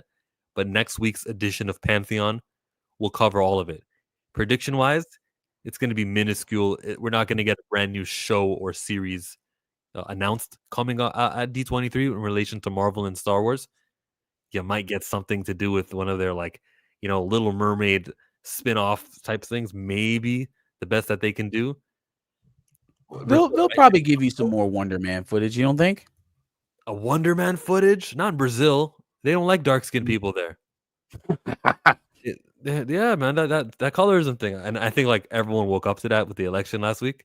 Like guys, it doesn't matter if you're Latino. I'm not gonna do it. I won't do it. Back to no, you can go there. You can definitely go there because best not to. Darius might want to do that. A thing. When Darius shows up, he might want to. But the Brazil thing, like Encanto, may be something that they're more interested or likely to have like the biggest announcements for. Yeah, I could see that. I could see Encanto for sure.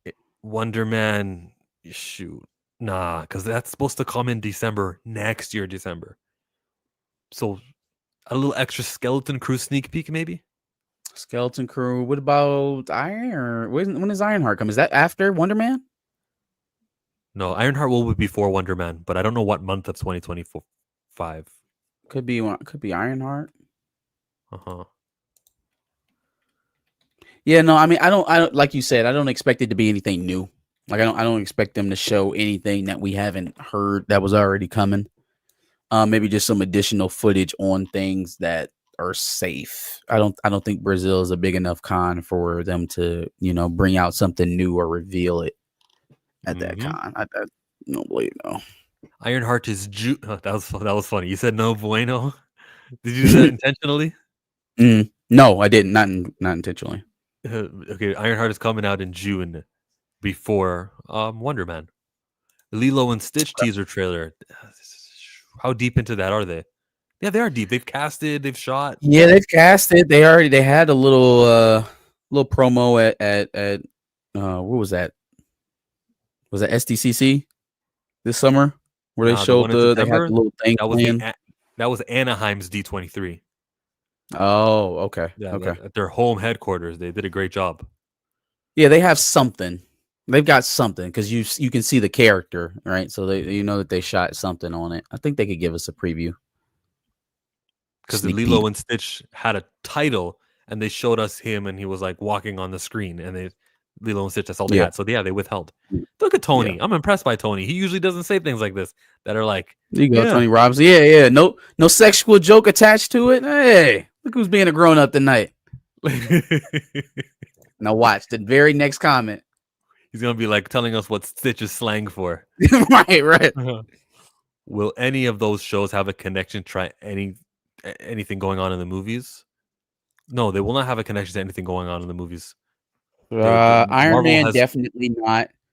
Ironheart though, you can. I mean, they What, kind of Armor have Wars? to. Which movie? Armor Wars. I was gonna say they kind of have to continue this Riri Shuri connection in some way. Otherwise, both of those characters are dead. The most relevant thing about Riri Williams in the MCU was her connection to Wakanda, and if Homegirl's getting replaced by her nephew or a new T'Challa or whoever, right, or M'Baku, if she's getting replaced, then that means she's going to be looking for alliances elsewhere. And who better than the new budding star in the MCU to kind of hit your wagon to if you're having trouble taking off? If they don't interact at all, I think it hurts both characters because of how they set them on this course in Wakanda Forever.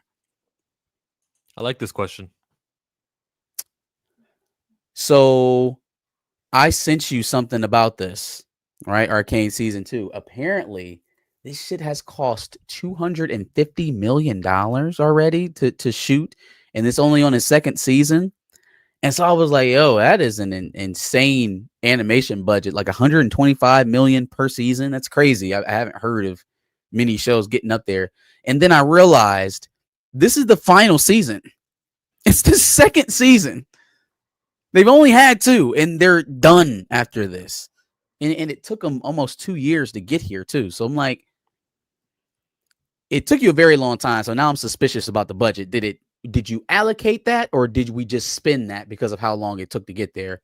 And then 2, are we cutting the faucet off because it was so expensive? Because Disney doesn't really. I'm sorry, Netflix has such a plentiful catalog that they know something will eventually hit again. They don't have to hang on to projects that are too expensive. If you're bloated, they'll wrap you up and move on to the next thing because eventually they'll gain the audience back with something else. They're just that diverse. So. The only thing they don't I don't know how to make heads or tails of that. Stranger Things is the only project they've got. Stranger Things and the Kung Fu one, Karate Kid. What's it called? Cobra Kai. The Cobra Kai. You said that's the only thing that they got? They're the only 2 which they'll continue with, and it goes past season 3 that feels like they're actually interested in doing. Even Shonda Rhimes will learn that Bridgerton will come to an end for the same reasons. Like Netflix just loves that when you sign on, you've got like 50 thumbnails on the screen, and Arcane has provided that. It is another one of those things to recommend. They love to say we have so many shows instead of saying we have. It's better for them to have 50 shows with 3 seasons than to have 5 shows with 30 seasons, basically. Yeah, because I mean, look at all the. So they're gonna lose Arcane, but then obviously we're gonna get a second season of Blue Eye Samurai. Right. You're going to get a second season of Lara Croft Tomb Raider. You're going to get a second season of the Terminator anime series. Like, they've got the animation. You're not going to have time to boo-hoo, Your Dad, the Bounty Hunter. You're going to have other stuff that's popping up. Why you got to be my dad? Did you say, he said your dad? No, I said my dad. I said my dad. Oh, My Dad, the Bounty Hunter, which is canceled now, which sucks. I'd still say to watch it. Shut up. Yeah, there's not going to be a season 3. They called it. No. Yeah. So see, that's some bullshit. I'm all for supporting things, knowing that the support will lead to more. That we're not going to get that here with My Dad, the Bounty Hunter. But if you have kids and you want to expose them so that they don't have too much white, like Chillmonger was saying 10 minutes ago, if you want them to grow up in a world where the default for entertainment isn't a certain skin tone, then you should expose them to this show. It's not useless, there's still a reason to watch it, even though supporting it won't get a season 3. Worth every penny? What was worth every penny? Oh, the Arcane animations. Arcane. No. I believe you. It was definitely looks good. I mean, I've seen it, so I know it was good. I was shocked to see the first preview, and they touted it as the final season. I'm like, yo, I've been waiting on y'all for 2 years. I've been waiting on my Imagine Dragon, And now you're telling me that this is going to be this is it. This is the last hurrah. Like I feel like there was so much more we could have done with that story. You got old girls, home planet coming to invade. You got the sister rivalry still going on. You know, like it's a lot of shit going. You got the little hamster character still alive, running around doing his little thing. Like it's a lot of stuff going on for you to wrap this all up in one season. Not to mention the black character now who's become a vigilante. Right, the boom boom guy, the guy who's rolling around on the board. I don't remember his name. If I put the boom boom guy in Google, I'm sure it'll pop up. You know what I'm saying? That dude. Right But to Little Rocky there's Man. a lot. The Tomb Raider show was actually pretty fire, and the Kong Skull Island show in the same animation style. Michael Nemo asks about Supercell, and you paid $2. Supercell, I believe they did get approved for a second season, right? Their Instagram says first season is streaming on Netflix. The second season is confirmed with the muscle. Nice. They're so proud of it. Look at them. Let's listen in. On a project in my life. Rap turned filmmaker at the Netflix Supercell. Netflix won this episode handed in today. Rapman is the creator and director of a Netflix show that had me in the chokehold. When Supercell comes out, I just pray that people take to it the way I take to it. You're the most watched show on Netflix. That's right. been 2 weeks at #1. This is risky, this is big, this is a game changer. This is behind the schemes and that, you get me? It's The Wire, Miss Black Panther, with a little bit of Hulk. Stories matter. Stories matter. Supercell bringing China into being a superpower. Very genius. Yes. Made man from the ends into superheroes. I've always wanted to play a superhero. A new experience for me this year. Country with the side, like you know something, you get me, you know something might get told off. Yeah, nuts. Think that virgin still, but I was still gonna Bang, it's cold.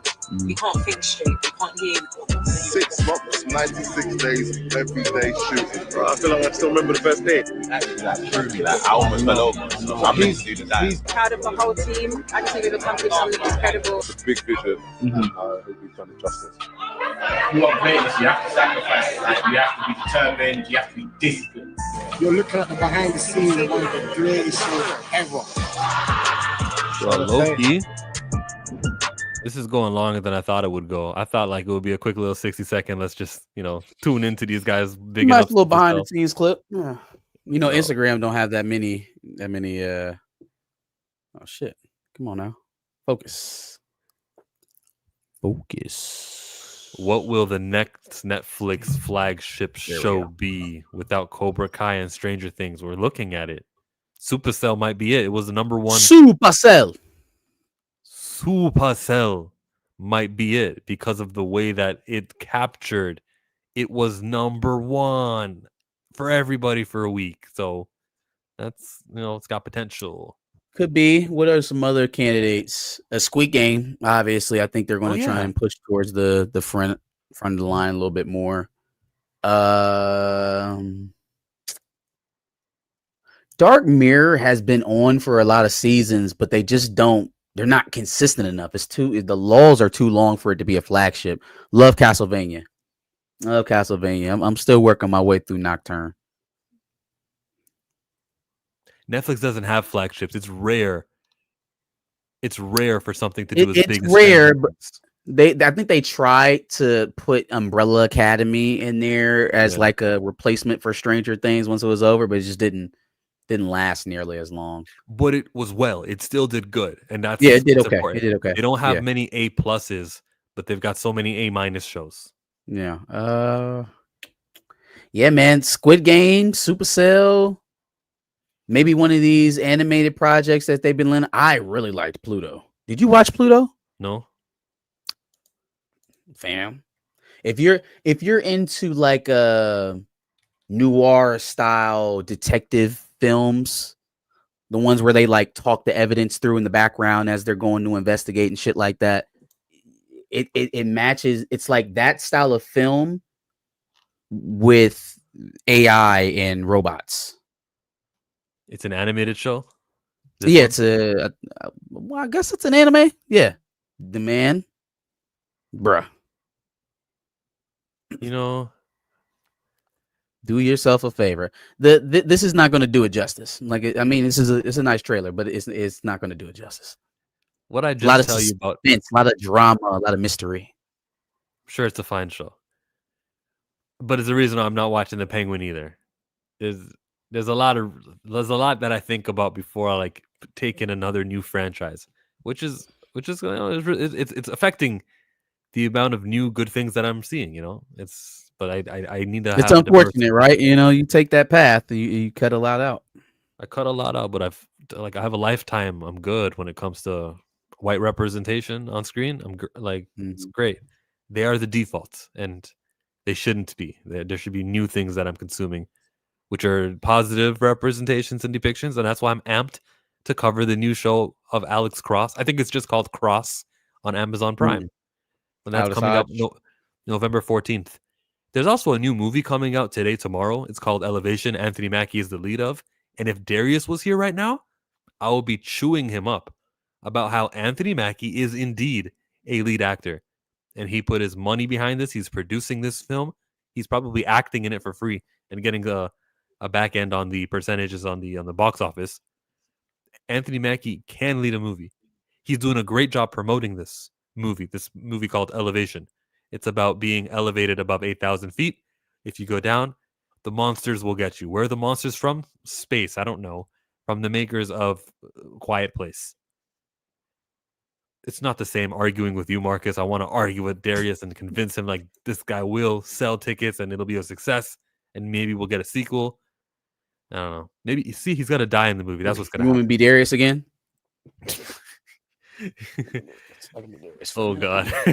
yeah, exactly. Yep. And we never see his hair. He's always got a hat on, isn't he? Yeah, there it is.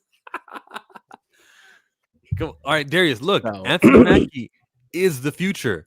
He's way better than you think. You give him no credit at all. He can act. He's been in years of roles. He played Tupac, he played Papa Doc, he was in all these things. So I hate to burst your bubble. But it's just going to be another Anthony Mackie project. I don't know how many times we've done this, but the man is not a lead. He's a great actor. Great actor. He went to Juilliard for Christ's sake, but he's just not what I would want to see as a leading guy. You know, I think he should just let it go. You do an amazing job at that. See, you studied this man. Holy smokes. I've heard him enough. I have his voice now. Yeah, and then when he gets angry, though, it goes up an octave, Mariah Carey style. Yeah, I don't know if I can do him angry. I can't do angry Darius. Darius incarnate. Ha ha ha! Hell nah! Laughter emoji. Darius is bald. Hey, Darius is bald. It's crazy. Y'all gonna get me in trouble out here doing impressions of Darius. $2 super chat coming out of Michael Neal. We will read your stuff for free, Michael. You don't gotta keep doing the super chats, bro. But we definitely appreciate it. Yep. What is 688 exactly? Is this a Netflix show? I think that was that was that the war movie he was in with Damson Idris on Netflix? Yeah, 2024. Oh no, this is Tyler Perry's film. Is it Kenya Washington there? Yeah. You called her Kenya Washington? Kerry Washington. My mistake. Yeah. So yeah, I guess the first all black women led. Let's see, join black on delivery mail. Face discrimination. Oh, they're the mail service. Okay. Oh, that makes a little bit more. I thought they were like. I know people are gonna say, "Chillmonger, nothing satisfies you. Why are you complaining?" But if the synopsis says 855 women joined the war to fix 3-year backlog of underdelivered mail, faced with definitely thought discrimination, the story was a little more harrowing than that. Faced with discrimination and a country devastated by war, they managed to sort more than 17 million pieces of mail ahead of time. Faced with discrimination. This is Hidden Figures. It's Hidden Figures during World War II. That's all it is. My beef is that I'm going to be consuming a movie with a star-studded cast directed by Tyler Perry, everybody on the cast is of his ethnicity, and I'm associating it with facing discrimination, with trauma, with negativity, with hardships, with the whole movie I'll be thinking about how everyone in this world puts you at a low status. And that's not what I'm looking for. I'm looking for escapism. So even though it is a heroic, triumphant story, you know, from the bottom and achieving something, I just don't want to be there for the first 2 acts of trash treatment based on the way that your skin color is, and it's not my thing. Yeah, and then also it's like what is supposed to be the triumphant moment for the mail delivery women, like for the male women. I just don't. First of all, we've seen this concept already. We've seen the Tuskegee Airmen. We've seen Hidden Figures. We've seen the small pockets of Black people that were allowed to help in war efforts. And, you know, we had Cuban Gooding Jr. shooting the big gun on the warship in Pearl Harbor. Like, we've had this. Okay, we've done this 1-2 before. Yeah, we would want to like you said, what we want to see is more escapism. Yeah. We know what our history is, right? Or at least a lot of us do. When they try to tell it on film, the only history they try to tell is about oppression or slavery or, you know, police discrimination or jail. You know what I mean? Like, I wish that creators, much less Tyler Perry, I don't expect him to get out of this, but I wish a lot more creators would try to step out of this box when they start thinking about Black history, because there are a lot more stories that should be and could be told, as opposed to the kind of repurposed, oh man, we were really discriminated in this government entity, and then in this office over here, man, they really didn't like us, and all those lunch counters over there, boy, you better not try to sit down over there, and oh man, police, you better run when you see one. It's just like, it is a constant barrage of the same stuff over and over. And what does that do to my psyche as a viewer?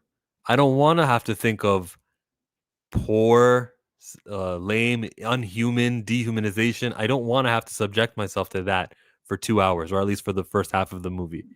So the more of that I see, I feel like films like that just give white people the excuse to say nigger over and over and over and over and over and over again, like the whole damn film. And I just don't want to subject myself to that again. You know what I mean? I feel like it's a Tarantino film. I've heard enough.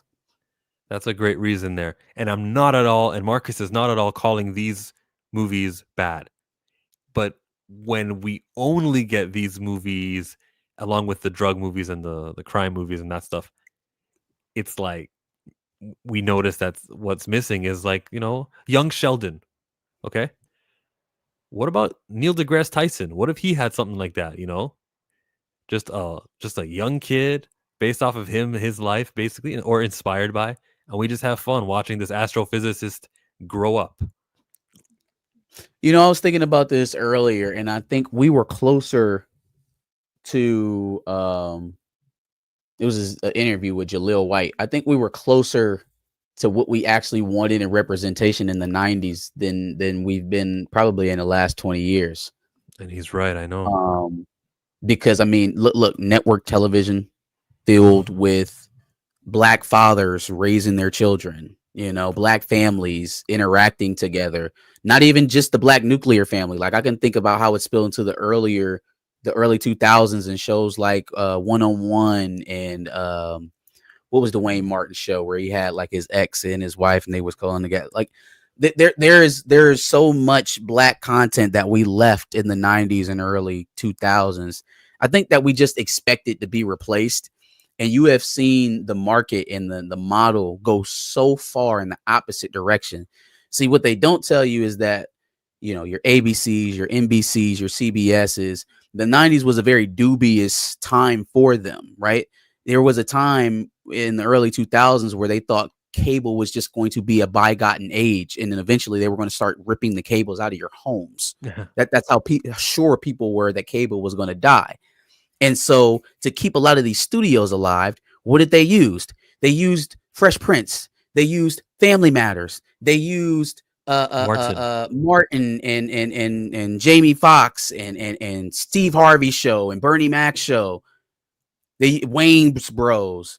They used those sitcoms to bolster their networks and keep them alive so that they could give you Two Broke Girls and Big Bang Theory and Young Sheldon. they wouldn't have survived long enough to give you that if it wasn't for the black sitcoms in the 90s. And shout out to the black sitcoms happening right now. Wrong screen, but Damon Williams. Yes, I get everyone's name wrong. Papa's House. Papa's House. Yep. Damon Wayans. First show, the two first year shows have slotted into network's Monday night lineup. CBS. It's the broadcasting network has picked up the first year comedy Papa's House, starring father and son Damon Wayans Sr. and Jr. 18 episodes. Yeah. So he's got a new My Wife and Kids, baby. Basically, yeah, with him and his son. So that's really dope. Do you know that he actually has a club foot?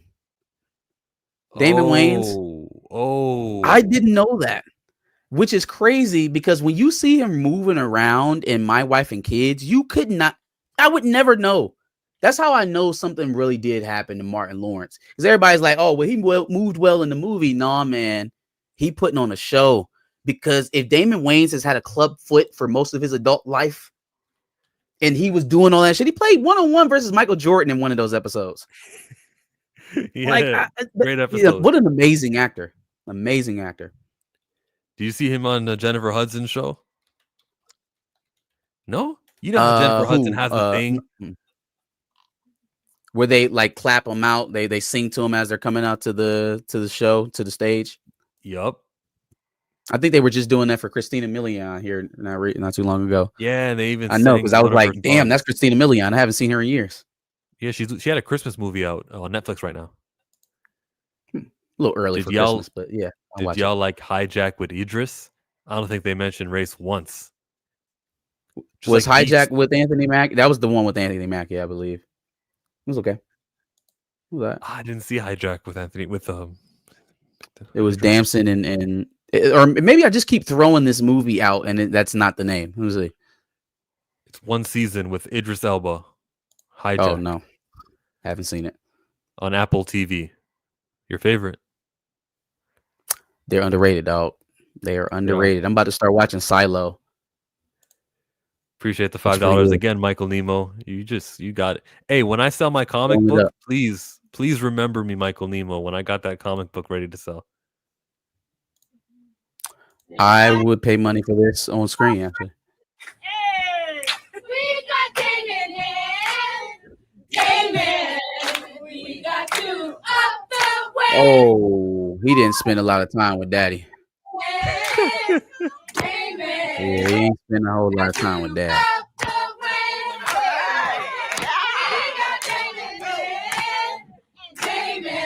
What club foot? Look at that club foot and he on beat.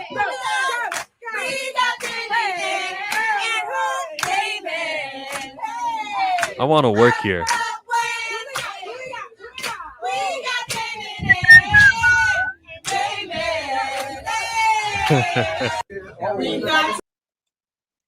I like that. They did that for Warren G. They did it for Common, obviously. They did it for Christina Milian, did it for Glorilla. It's dope. They did it for Tia Mowry. Yep. I want to work there. I want to be a contestant on that show. I mean, a guest on that show. I don't know. I got to do something major just while Jennifer Hudson still has her show going on. Not that it's coming to an end for any reason, but like, you know, Tyra Banks didn't go for very long either. Nick Cannon went 6 months. With a talk show? Yeah. I don't know why everybody tries a talk show. Magic Johnson had a talk show before. What? Like everybody tries to get a talk show at some point in time. Because it's easy work. You talk and people write your jokes for you. It's very simple. Yeah, but it seems almost kind of like opening a restaurant. Like it's like one of those very cliche business ideas you do when you have money.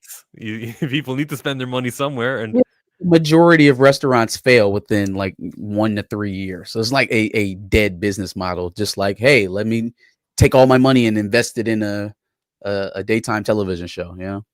For restaurants, maybe the customer is thinking, if I go, I get to get a photo with that famous person.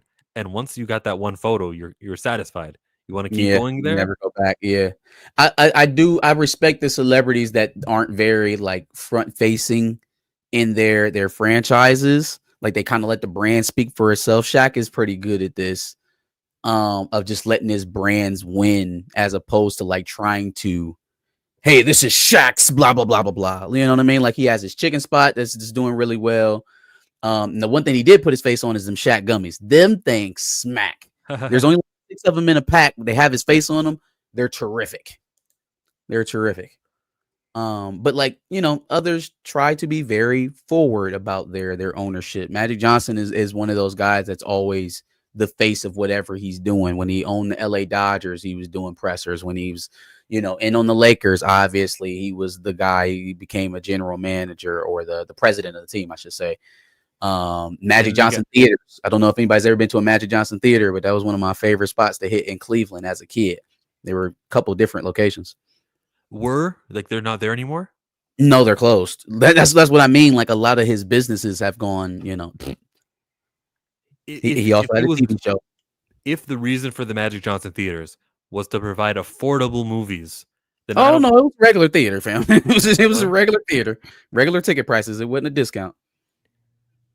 Did he hire people who wouldn't have otherwise had jobs? I mean, look, he provided employment for people. So from that standpoint, you can pat him on the back, I guess, if you need to give him some. I'm just looking to pat him on the back. Yeah. But I mean, he was just making money. He was doing what you do when you have a lot of money and you're trying to make it grow. He was doing different business ideas. He's always spread himself very thin. And the main selling point to him being on with the brand is basically just better brand recognition. Like he doesn't bring anything else to the business wise other than visibility. So he gets in, he makes his money, gets out, and goes on to the next venture. The Mansa Musa story. Now, here's the problem with this.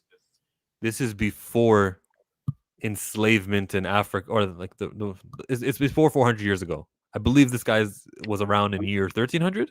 It's pre-colonial, sure. Yeah. Pre-colonial influence in Africa. Mansa Musa. And that's a problem. Why would this man from 1337, he died in 1337, you know, born in the Mali Empire, why would they allow a movie of this man to be shown? Huh? Never. Not happening. Oh, have you not seen the Mansa Musa series on Netflix? Netflix. Oh, why is Netflix like? Oh no, not Mansa Musa. I'm sorry, that was Shaka Zulu.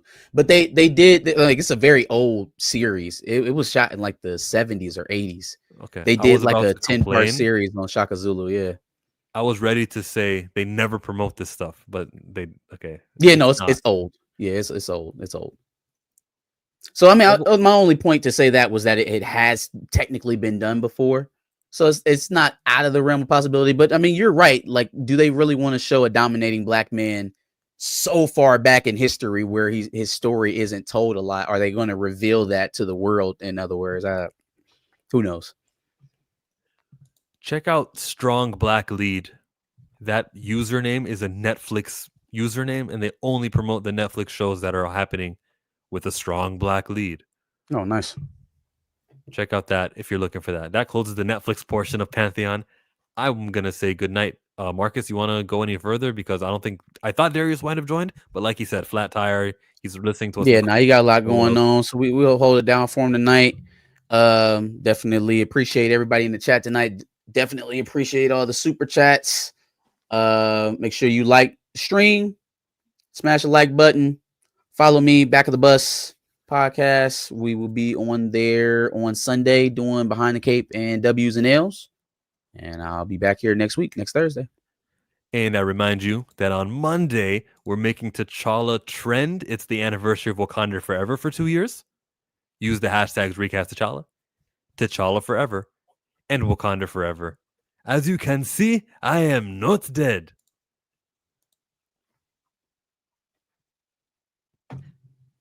Gotta move my fingers. Cue to Josh. But yeah, go ahead, Josh.